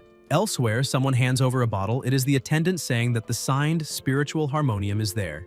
The protagonist enters the place, and the attendant asks whether he wants a glass of the special drink. Sue replies that he is just visiting, and the attendant gets annoyed, wondering whether he is the type of person who goes to a bar at noon just to look around and mutters to 2 young men that this guy looks strange, maybe a foreign mercenary or connected to those soldiers, asking whether they should check what he is doing there. Heng asks what that is and whether it is a treasure hunter or a junk hunter. He comes across items that look extremely old until he notices something and thinks that it cannot be the transformation color stone mentioned in the ancient dragon code. The journey of beast control and dragon transformation is filled with hardships, and the demand for evolution materials is almost absurd, with transformation color stones being the core materials required by extremely powerful dragon species on the path of transformation. And he never imagined that he would encounter something he barely even dared to hope for, all thanks to the treasure-hunting beast, which truly is a mysterious existence. The attendant asks why he is standing there in a daze and whether he is a guest or here to cause trouble, and Heng replies that he wants a price for that stone. The attendant asks if he wants to buy that landscaping stone and thinks that it is true the boss found that stone in wilderness ruins, but even after searching it, many big shots found it useless apart from being pretty, so it was considered a landscaping stone and placed in the shop as decoration. But if he said that out loud, other customers would feel the shop had no taste. The attendant says that thing is so precious and invites him to have a drink before leaving, saying that he cannot afford it, and the protagonist tells him to name a price. The attendant replies 10,000, and Sue takes out the money and places it on the table. The attendant feels embarrassed, and Heng thinks it is a fair price, saying he can pay without any discount, but that it is their responsibility to remit the amount to the building administration. The attendant notices his master ring and immediately apologizes for the insult, saying that he did not realize a master ring holder had entered the shop, that the stone must be delivered and the price is negotiable, apologizing again and revealing that the real price is only 1 gram of gold. The protagonist says that trainers risk their lives to protect the gathering point, not so that people inside can take advantage of them, and hopes there will not be a next time, and the three repeatedly promise it will never happen again. In the process of subjugating a pet, there are two situations in which it can be done quickly. One is when an overwhelmingly powerful controller subjugates a low-level pet, and the other is when the pet itself agrees and even wants to be subjugated by the tamer. And the treasure-hunting beast at this moment belongs to the latter. In order to subjugate it within these 3 days in Rivet Town, Sue racked his brains, going on treasure hunts through a city full of rivets and delicious food. And he even acted like a mother, telling bedtime stories to the treasure hunter. Of course, cakes were also indispensable. For example, promising to take it to treasure hunting ruins in secret lands in the future, where treasures would pile up like mountains. And now the treasure hunting beast regarded him as an angel, wishing Heng would take it away as soon as possible. But the protagonist was more like a dog, and in order to accelerate the little one's sense of dependence on him, Sue euphemistically called it training the treasure hunting beast's speed, reserving time every day in the training field behind the management committee building to let the dragon serpent exercise the treasure hunter. The dragon runs toward the little guy with red eyes. Heng notices and orders it to stop. And when the treasure hunting beast has been tortured to the point that it no longer has any love for life, he appears like an angel to stop the dragon serpent's violence. The protagonist says that the dragon quickly released the treasure hunting beast and asks why it bullied it again and whether it could be a little gentler, and the dragon just stares back. Rescuing the treasure hunting beast from the dragon serpent's claws increases the little one's trust and gratitude toward him, and Sue tells the little guy not to cry and to close his eyes, saying that he will subjugate it now and that it will obey. And up to this point, his plan has been perfectly executed. On the outskirts of the grizzly bear forest, a vehicle comes to a stop. Zhang says that crossing that river means leaving the outer area of the grizzly bear forest and entering the inner area, that someone will come to receive them on the next leg of the route, and Heng says he is tired. Someone approaches and jumps down with a dangerous species, a red flame tiger, and a red-haired woman asks if he is Sue, saying that she is Hei Ju, the tamer stationed at the grizzly forest garrison, and that he can call her senior sister. The two guards greet her and Heng greets her as well. Ju jumps down and says that the castle lord has already notified them through the short-range communicator that he would come to the forest for a month of training, and she thought he should have arrived earlier but did not expect him to arrive only today.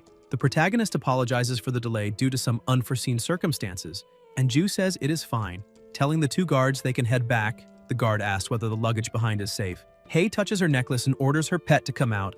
A monkey is summoned, and Sue thinks that the silver-backed, iron-armed monkey, a highly dangerous species, is at least purebred, and Ju comments that if its strength has broken the racial shackles, it is even harder to judge just by appearance. The monkey senses something, and Zhang says to take the luggage to the base. Hei mounts the tiger again, and Heng says there is no need, then summons his own pet. Ju is surprised and says that he truly deserves to be proud, the professor's junior disciple, whose first tamed beast is already an extremely dangerous species, and she wants to see how capable he is, because riding and fighting are completely different matters, saying that this one was also pretending to be weak at the start to deceive them. Not all bears can master this ability, which instantly increases strength and defense, and with this, the dragon is no match for such an enemy. So Jen says it is time to interrupt the challenge. The protagonist replies that in his mental world he has not yet received any request for help from his pet and chooses to trust it.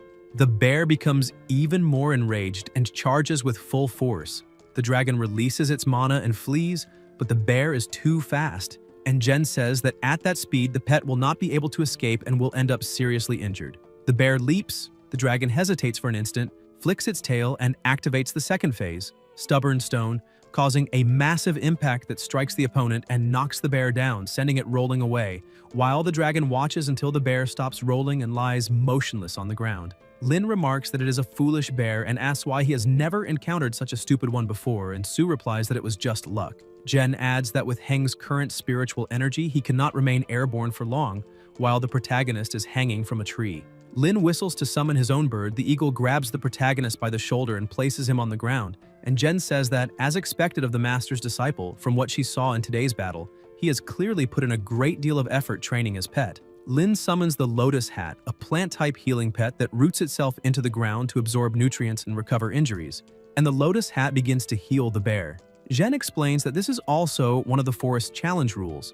After the battle, it is mandatory to heal the bear, otherwise they will be attacked by an entire group. Sue gives his thanks. The bear wakes up and upon seeing the two pets, immediately assumes an attacking posture, but Lin tells it that the battle is over and that if it wants to fight again, it will have to put another bear energy fruit into the wager. The bear leaves dejectedly and Heng watches, surprised and confused, while Jen tells them to follow the animal, saying he will understand better if he keeps watching. The bear walks until it reaches a fruit tree, picks a fruit and places it on the ground, drooling all over it. The dragon watches, picks up the fruit, and the bear bursts out laughing. Lin comments that Ju probably already explained that each area is guarded by a bear, and within each territory there is a small tree that produces the bear energy fruit, right at the center of the ring of trees, which is the bear family's treasure. The protagonist asks whether that is the bear energy fruit and says it is much smaller than he imagined, asking how it should be used. Jen replies that it is meant to be eaten, and that once harvested, the energy begins to evaporate and disperse within minutes. So if there is no special preservation method, the best option is to eat it as quickly as possible. Su tells his pet to open its mouth. The dragon remembers the bear spitting on the fruit and makes a disgusted expression. Heng asks what that look is and states that it is an incredible fruit, then asks his senior brother if he has water. Jen asks whether he plans to slice the fruit later, and Lin, laughing, washes the fruit with water. The protagonist orders the pet to eat it, the dragon swallows the fruit, and Jen warns him to prepare, because as soon as the dragon fully absorbs the energy of the bear fruit, they will depart immediately. Otherwise, a great deal of energy will be wasted. Su asks what he should prepare for, and Lin summons the owl lion and the rock python, calling both out, while Jen tells them to stay alert. Heng thinks that absorbing the bear energy fruit is truly not easy, and thanks them for standing guard. Lin explains that the bear energy fruit can be preserved, but usually by the time one returns to the base, it is already too late to consume it, so it must be eaten right there in the dense forest. And if there is no beast strong enough to stand guard, the best option is to find safe, hidden places like tree hollows or mountain caves, saying he will get used to it after experiencing it a few more times. The dragon stands at the center of the magic circle and the protagonist calls out to it, while Jen says that the fruit's mysterious energy will transform the biological body and even the cells at an abnormal speed, which will certainly trigger a strong stress response in the body. After all, the bear energy fruit is famous for its aggressive effects among energy fruits. The dragon begins releasing extremely powerful energy. 3 days have already passed since it ate its first bear energy fruit, and in these 13 days its size has rapidly grown to approach the limit of the growth stage. Its strength, endurance, and physique are no longer weaker than the peak of that stage and may even surpass it. And since arriving there, it has eaten about 8 to 9 bear energy fruits. The dragon seems to have a talent for provoking itself, and its challenge to success rate leaves Lin both shocked and embarrassed. In 3 days, it fought around 20 bears with a win rate close to 50%. And aside from the first foolish bear that the dragon defeated by luck, the real reason for such a high success rate is the hero, the treasure hunting beast. Almost every bear the dragon challenged was one that treasure hunters had previously discovered, which is why Jen only managed to obtain a single bear energy fruit in more than 10 days, while the dragon obtained 8. This is the secret Lin has still not been able to figure out. The dragon roars, and the protagonist asks whether it means it is sensing again the bear that used that talent ability on the first day. The dragon nods, and Su tells them to go take a look. Hidden behind bushes, Heng wonders whether this is another fight and thinks that the armored wolf is a mid-level, dangerous species that usually lives in dark caves and mining veins, and since this is the grizzly forest, it must be a tamed pet. There is a tamer nearby saying that, as expected, that guy is not enough, and ordering his armored wolf to advance and eliminate the bear. The protagonist thinks that the heavy armored wolf has no weaknesses, that it is a powerful special danger species comparable to a weaker high-level dangerous species, and far stronger than Ju's red flame tiger. That wolf is in perfect stage and well-maintained. It charges at the bear, strikes it, and knocks it down with a single blow, and Su is shocked by how easily the bear was defeated. Brother Huang had already said that Black Lantern Castle is a force that has existed in this wilderness for 100 years, and that in the process of development, battles and conflicts are inevitable, so some enemies naturally emerge. The force hostile to Black Lantern Castle appears to be made up of tamers, who control heavily armored wolves, because they dominate a habitat of armored wolves just as Black Lantern Castle controls the grizzly forest, though on a smaller scale. Their appearance in the forest is no surprise, and they must have come for the bear energy fruit. Su wonders how they plan to preserve it, knowing that not even Black Lantern Castle has fully grasped the sinister method of harvesting energy fruits. The masked tamer approaches the fruit with a syringe and injects something into it, and Heng wonders what that is. The protagonist notices a scout beast above them. The tamer continues applying the liquid until he hears a sound and, annoyed, mutters that he never thought a rat would be hiding there. He calls his pet to take a look and mounts it. A few minutes later, the tamer is chasing after the dragon, with Su riding on its back. and Heng thinks that this man is capable of taming a special classification dangerous species, a heavy armored wolf, and even sneaking into the grizzly forest while concealing his identity to avoid detection. So he must be someone important. The protagonist grabs the radio and reports that he has found an illegal hunter and requests reinforcements, but the radio has no battery. Sue realizes he has been too relaxed at the gathering point for too long, and that relying on his teacher's name for protection made him less cautious. He vows to himself that he will bring this information back and leave alive. Heng releases energy to boost his pet's speed, while the tamer continues riding the wolf in pursuit, ordering the heavy armored wolf to use its awakened skill to catch up and eliminate the rat and the beast. The wolf stops, looks ahead, and activates its awakening, Devil Attack, Straight Line Shadow Strike, rapidly closing the distance. The protagonist reacts and orders his pet to use Level 2 Devil Attack and keep running toward the densest area of trees. The dragon keeps running and flapping its wings, and Sue thinks that the acceleration effect of Level 2 Speed Boost is not as strong as Straight Line Shadow Strike, but it has the advantage of changing direction. Since the enemy likes reckless attacks, it is better to lure those strikes into the trees, and if luck allows, even drag the senior brother into the chaos. The wolf uses its paws and head to smash trees in half, and the tamer comments that the rat is too fast to escape. He then summons another beast, an electric-type tiger, mounts it, and orders it to pursue them. The tiger bursts forward at terrifying speed, quickly catching up to the dragon. Sue's pet manages to dodge the attack but still takes a scratch, and Heng recognizes it as a special classification dangerous species, a lightning light tiger at the perfect stage. He realizes that at this rate, even if they are not captured, they will still be badly injured. At that moment, the protagonist comes up with an idea and asks the treasure hunting beast to guide them to the nearest bear leader's territory. The treasure hunter tilts its head, points the direction, and the dragon shoots off along that route.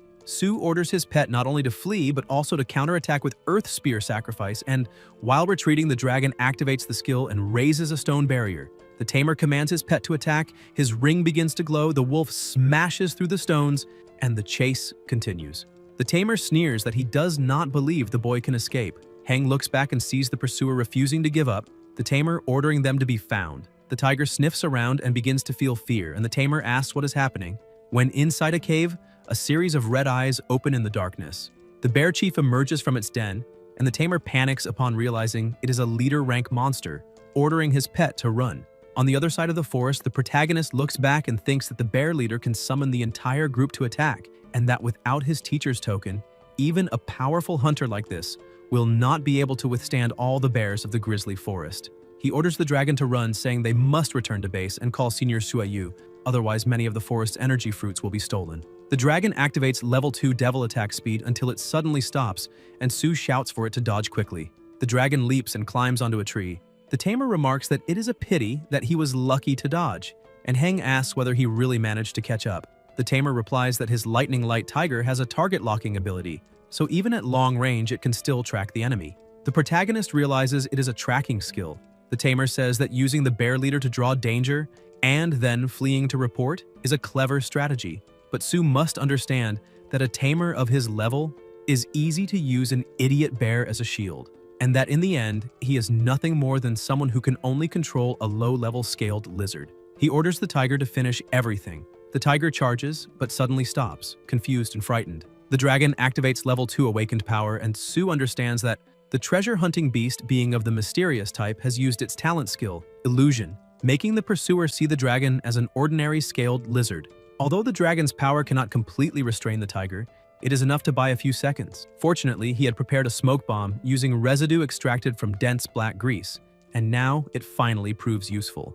The explosion erupts, smoke spreads, and the dragon shoots away. Heng says this is their last chance. The tamer shouts that Sue is still trying to escape, swearing that he will be finished today no matter what, and orders his tiger to use Lightning Dash to catch up and kill the trash first and the beast afterward. The tiger leaps, about to strike, but someone with a glowing ring activates a Level 6 fire defense skill, Fire Guardian. It is the protagonist himself who raises a barrier and hurls the tiger away. Sue wonders since when Fire Guardian could directly protect him and why no one told him earlier, complaining inwardly that he nearly died of fright. The tamer says that skill is normally mastered only by high-level dangerous species sealed in a special ring, and that such a ring is rare even among tamers. Not even he possesses one, so he demands to know who Sue really is. Heng ignores the question, asks his pet what it is waiting for, and orders it to run. The tamer snarls that Su still wants to escape, that no matter who he is, he will not have a chance to report anything, and that he will have to show himself eventually. A white lion is summoned, and the protagonist asks how many tamed beasts he brought, saying this is unfair. The tamer replies that it does not matter who the master is, he will definitely kill him today. The dragon stops, and the tamer asks whether it will not run anymore. Su asks whether he recognizes that tamed beast. The tamer looks up in shock and realizes it is the green hummingbird, Lin's scout pet. Jen approaches with her pet leaping onto the ground and demands to know who dares harm her junior brother. The tamer asks whether she also dares to stop him. Lin replies that he will not only stop him but also kill him. And Jen says, "City of Sinful Fire, trash." Hang recalls that he has heard of them before. The full name of the City of Fire is the Sinful Fire Gathering Area, also a large-scale gathering place with deep and exceptional foundations, and it has always been hostile to Black Lantern Castle. Unlike the Grizzly Forest, their leader appears to have a deep connection with the wolf leader, which explains why their main force of tamed beasts is of the wolf type. The tamer says they are becoming more and more arrogant, but doubts they can do what they claim. All of the tamer's beasts charge forward as he declares that when Su is about to lose his life, he wants to see whether he will still be so arrogant. The beasts surge ahead. Lin smiles and says he will find out whether they are capable after he's eliminated. Jen summons her python, which releases its power and flings the wolf away, and the protagonist calls out to his senior brother. The wolf is struck in the face. Lin summons a flame and heat avatar that slams into the wolf and hurls it away, and the tamer looks on in shock. That is a flame and heat avatar with poison, martial, heat, magic, and charm attributes, a special classification dangerous species. Su realizes that his senior brother planned this from the start. When he summoned the python, he also summoned the flame and heat avatar, but concealed it with a magical stealth skill, preparing an ambush. This is the combat capability of a tamed beast with 5 attributes. The wolf begins releasing flames and terrifying power, and the tamer, still stunned by the flame and heat avatar, admits that it truly is a rare tamed beast. And no wonder Lin dares to be so arrogant. He hid it so well that not even the Sinful Fire City's intelligence agency discovered that he had tamed such a rare creature. Lin asks if, now that he has found out, the man understands how he will be killed today. The tamer scoffs, saying that an avatar of fire and heat wants to kill him and must be daydreaming, claiming that the armored wolf is also among the few special-level danger species, and that a mere fire and heat avatar will not be able to defeat it. The wolf uses a straight-line shadow strike, opens its huge mouth to swallow the avatar, but the avatar dodges and releases flames at it, hitting cleanly and blasting the wolf away. The protagonist is shocked, wondering if his senior brother is really that strong, and the tamer says that power is terrifying. He asks if Lin thinks he can seriously injure his heavy armored wolf, ordering the wolf to reapply its armor. Jen orders the avatar to make him feel even more pain and use Heat Fist, crystal form. The avatar's strength surges and the two charge together, their blows colliding in a massive explosion. Flames spread around the avatar with tremendous energy. The tamer admits it is incredible, saying that, as expected of a rare tamed beast like a fire and heat avatar, it can master both classification type and awakened type skills, and no wonder it managed to heavily injure his heavy armored wolf. The tamer then summons another beast, a red-scaled beast, and Lin asks if he thinks that trash can help him defeat him. The tamer replies that he does not need to defeat him, only stall him, because people will naturally arrive to kill Lin. He asks over the radio which of them is interested in killing Lin, and Jen answers that if that is what he is thinking, Chief Shu has already been notified, and now it depends on who arrives first. The tamer asks if there might be another way, and Lin asks if he still dares try something. The tamer says he should be able to hold them for 4 seconds. The red beast charges, and Lin orders the avatar to use the superheated explosive strike. A violent impact erupts, immense power surging outward, and the tamer says that even a rat about to be finished dares come closer. The smoke begins to shift and the dragon appears within it. The tamer thinks that all their beasts are tied up and Su can seize the moment now. But the protagonist uses the evil bomb and the piercing soil pearl. The dragon releases a fierce, heavy blow, closing in on the enemy and detonating an explosion. The smoke clears and the tamer summons a chimpanzee, starting to laugh, when at that moment a bald man approaches with his own beast. The tamer says Su is unlucky because his people arrive first. He orders the scorpion to deal with Lin and retreat, warning them not to get blocked by Shu's bastard. The bald man advances with a manticore, an extremely dangerous species in the mature stage. The pressure in the air rises sharply and the dragon's tail is struck, sliced into strips, while the chimpanzee opens its massive mouth and lunges at them. The dragon takes an attack stance and Lin warns Su to be careful. The chimpanzee slams the avatar from behind, eyes brimming with killing intent. lifts its giant foot and is about to crush it when it is struck by flames first. Ju arrives with Z and Yu, and he, furious, calls the enemies sun thieves, saying they are bullying them and asking if there is no one left in Black Lantern. The bald man asks if Yu should not be in Rivet Town and how he could arrive so fast, and Z replies that if Lau had not been there, they would not have gotten anything done with those tricks, and that everyone will have to stay there today. The Tamer says that since their grandpas dared show up, they must be prepared, and orders them to bring out the final trump card, telling them not to hide anymore. The bald man explains that the creature was kept as a secret weapon against KE, but this time it will be used to bury those 4 bastards. He says 4 Tamers will die at once, including 3 high-level ones. And even Joe, the Lord of Black Lantern Castle, might not be able to bear such pain. The chimpanzee opens its mouth, releasing a deafening sound, and Ju says it is a super dangerous species and that this is a huge problem. The chimpanzee charges, but is struck hard in the stomach and hurled away with a thunderous impact. Everyone is stunned, and Hay says that is Chief Shu's main force, and that beast is a terrifying dragon. Z comments that it truly is the most powerful, super dangerous species in a completed stage among them all, and the golden-backed steel-armed ape was finished in 2 blows. The terrifying dragon opens its enormous mouth and lets out a booming roar. Everyone stays on high alert, and the protagonist asks if this is the power of a super dangerous species, while the bald man tells his partner that Shu K is here and they need to run. A beam fires in front of them, trying to hit them. The tamer falls off the tiger and is struck by overwhelming force, while the bald man keeps running. Shu K approaches with his beast and says he did not expect those men to infiltrate the bear forest while he was away, thanking everyone for their hard work, until he notices something. The python has been killed, and Lin is beside it, watching with grief. Ke asks who did that, and Sue answers that it was the out-of-control Earth Dragon of that sneaky bastard from Sin City. Shu orders everyone to be taken back to base to rest. Ju says she understands, and Ke leaves with the dragon, telling them to leave the rest to him. Later, elsewhere in the forest, 4 people talk, saying that the plan that seemed foolproof was ruined by a little bastard, and that Lei, Tu, and Ma did not escape and were probably all finished by Zhu. The masked one curses, saying those intelligence agents should be hanged because they did not even find out that Shui and that kid were in the grizzly forest, so they only tried to avoid Lin and Ju. The partner beside him says it is too late to talk nonsense.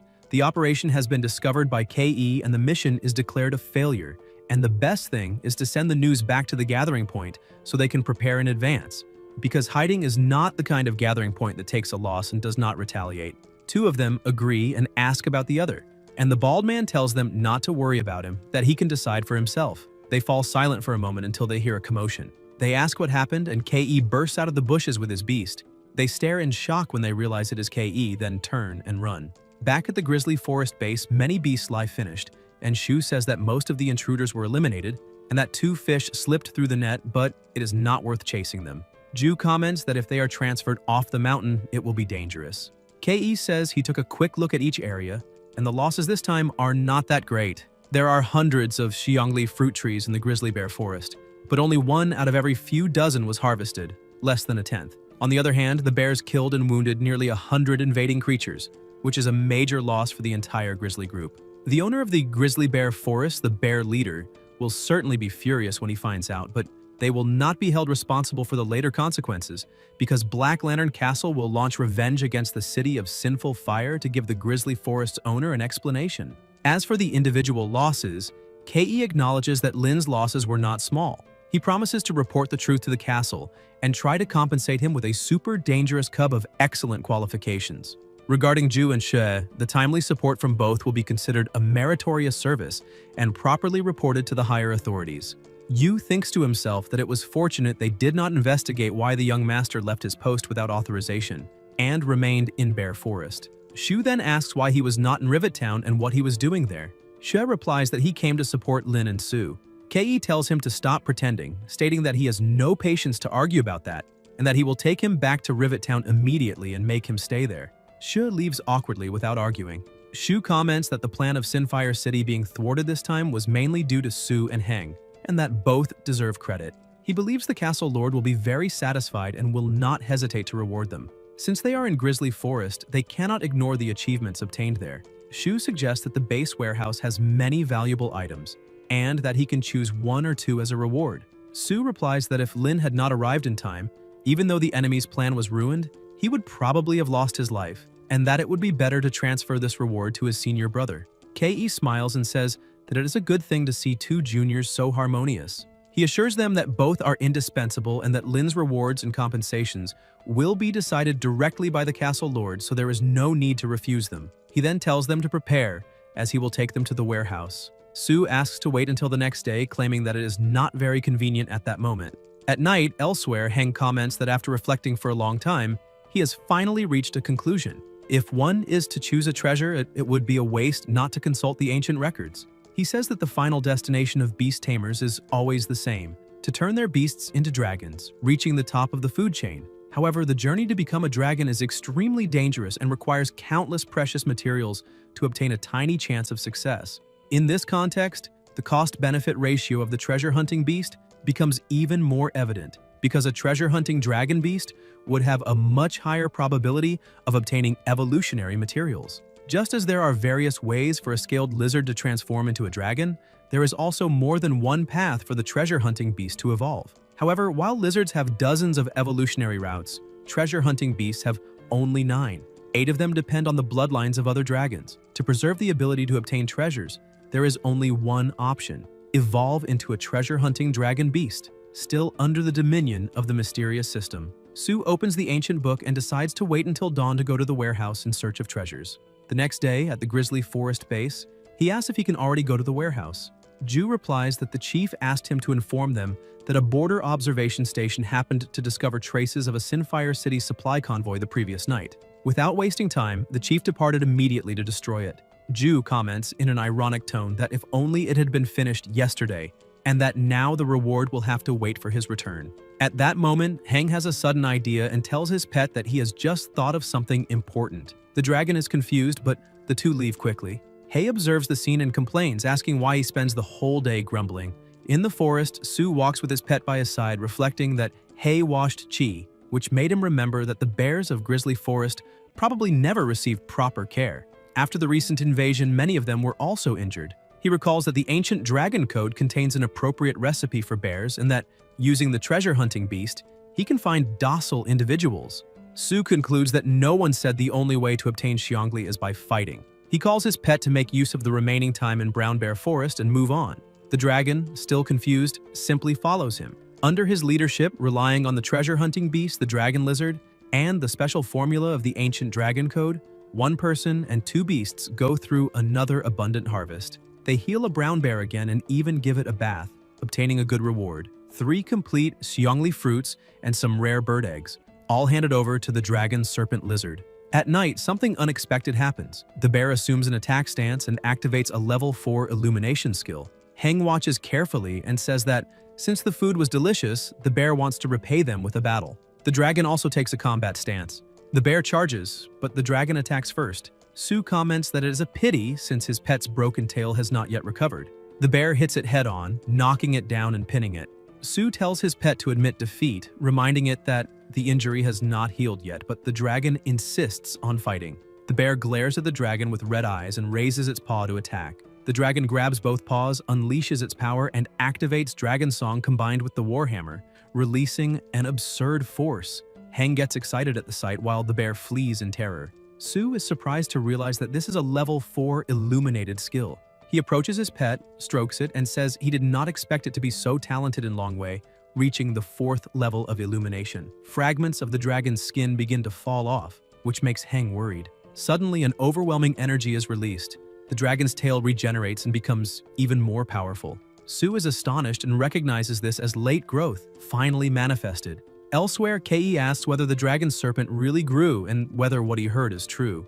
The answer is affirmative, and Lin is testing the creature. Shu asks if this is happening on the training field.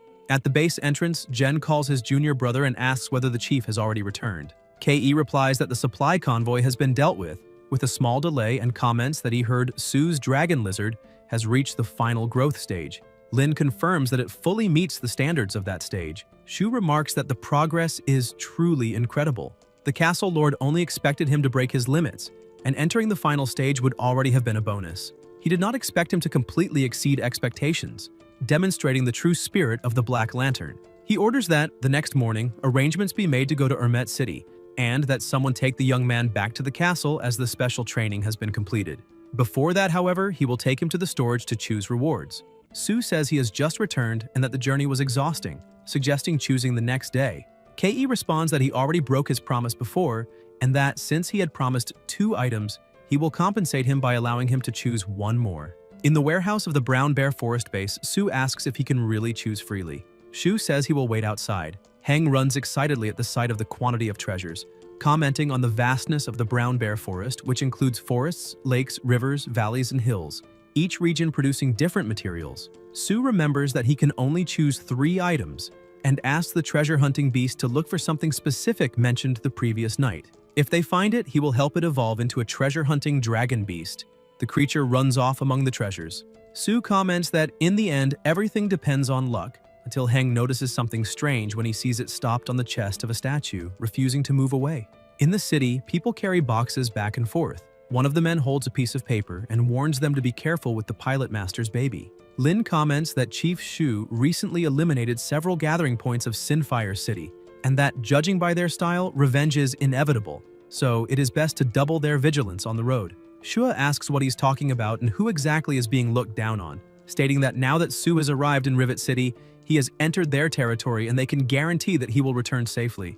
Jen replies that then everything is settled, as Chief Ke still has matters to handle and welcomes the junior brother to return to the forest whenever he wishes. Heng says he will certainly return and thanks them for the care during this period. Yu comments, somewhat irritated, that they have already been sentimental enough and that they will check the firepower unit again as they are about to depart. The target is the Black Lantern's meeting point and everyone responds that they understand. In Rivet City, a hooded woman states that the information has been confirmed. According to a local informant, that day, a group of guards would escort an important person to the Black Lantern stronghold. From the descriptions, it is the little problem protected by the Ring of the Fire Guardian, someone capable of interfering with the operation. The bald man says he also received news that Lin has already left Armet City and that now all that remains is to wait for the escort combat of the Little Mouse.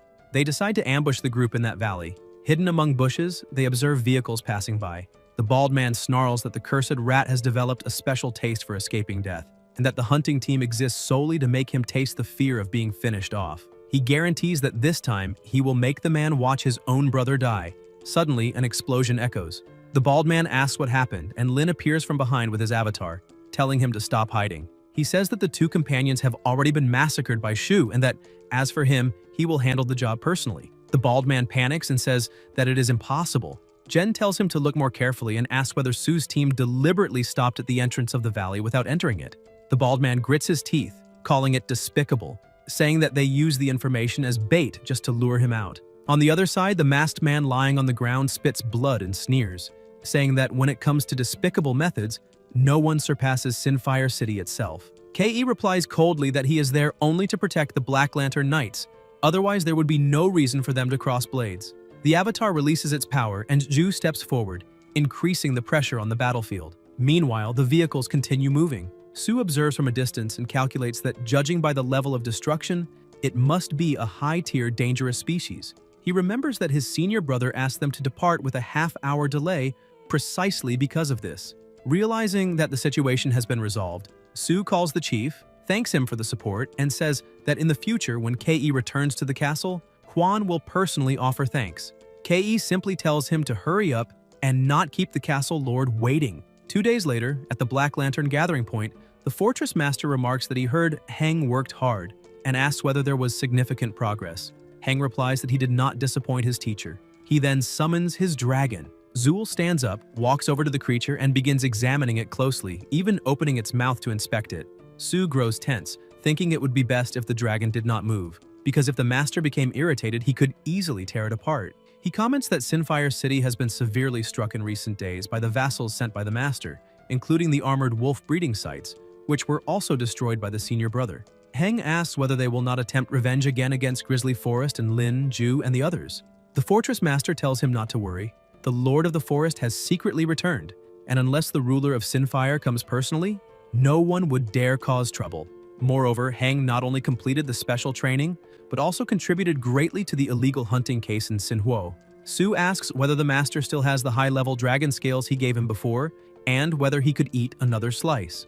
Zul laughs and asks whether just one piece is enough, saying that he performed excellently and asking whether he does not want to formally enroll as a disciple or if he desires anything else. Su asked to request a reward on behalf of his senior brother, stating that in Grizzly Forest, if Lin had not sacrificed the main combat force to restrain the beast and save him, he might not have returned alive. He comments that Lin is indeed a good seedling with spiritual cultivation at its peak, and that after the new year, someone will send a Qingyan Liaohu cub as compensation, so that the rescue will not have been in vain. Heng thinks that Lin truly received a blessing in disguise. Zul adds that he also arranged a villa for Su, suggesting that he use his free time to visit his sister and organize the move, since the grand competition of the Six Lands is about to begin. Su thanks him and says that he lived up to expectations. As he leaves, he calls him and says that as a teacher, he must teach him something. Excessive humility is not a virtue in the world of masters.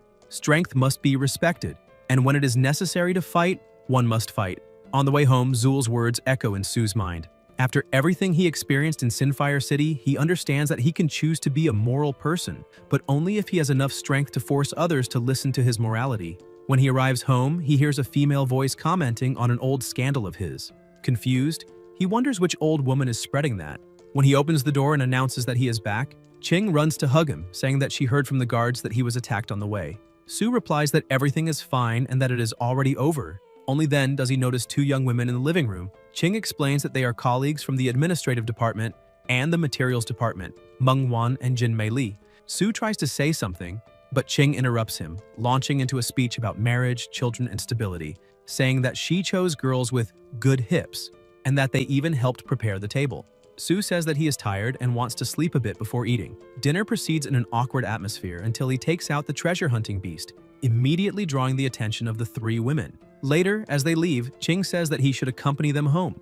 Jin replies that it is not necessary since they live nearby and only need to cross the street. Mung agrees, saying that she expected something more lively, but found someone very reserved. At that moment, Su feels something strange and tells everyone to be careful. A giant rat appears ahead.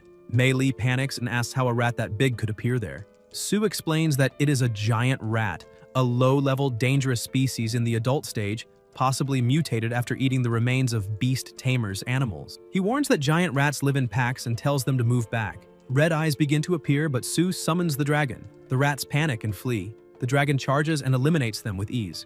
Guards rush over, praising the feat. Su instructs them to request a blood-tailed cat from their security department, because if such rats invade the area, something serious could happen. He orders the bodies to be sent to the internal office and informs them that villa number 73 is now his. Later, Heng discovers that this villa was He's former residence, and that since then, the troublesome Lu Ling, the neighbor across the way, has begun behaving himself, especially after seeing Su's sister. Guys, if you enjoyed the video, leave a like, comment, and subscribe to the channel so you don't miss new content. Thank you.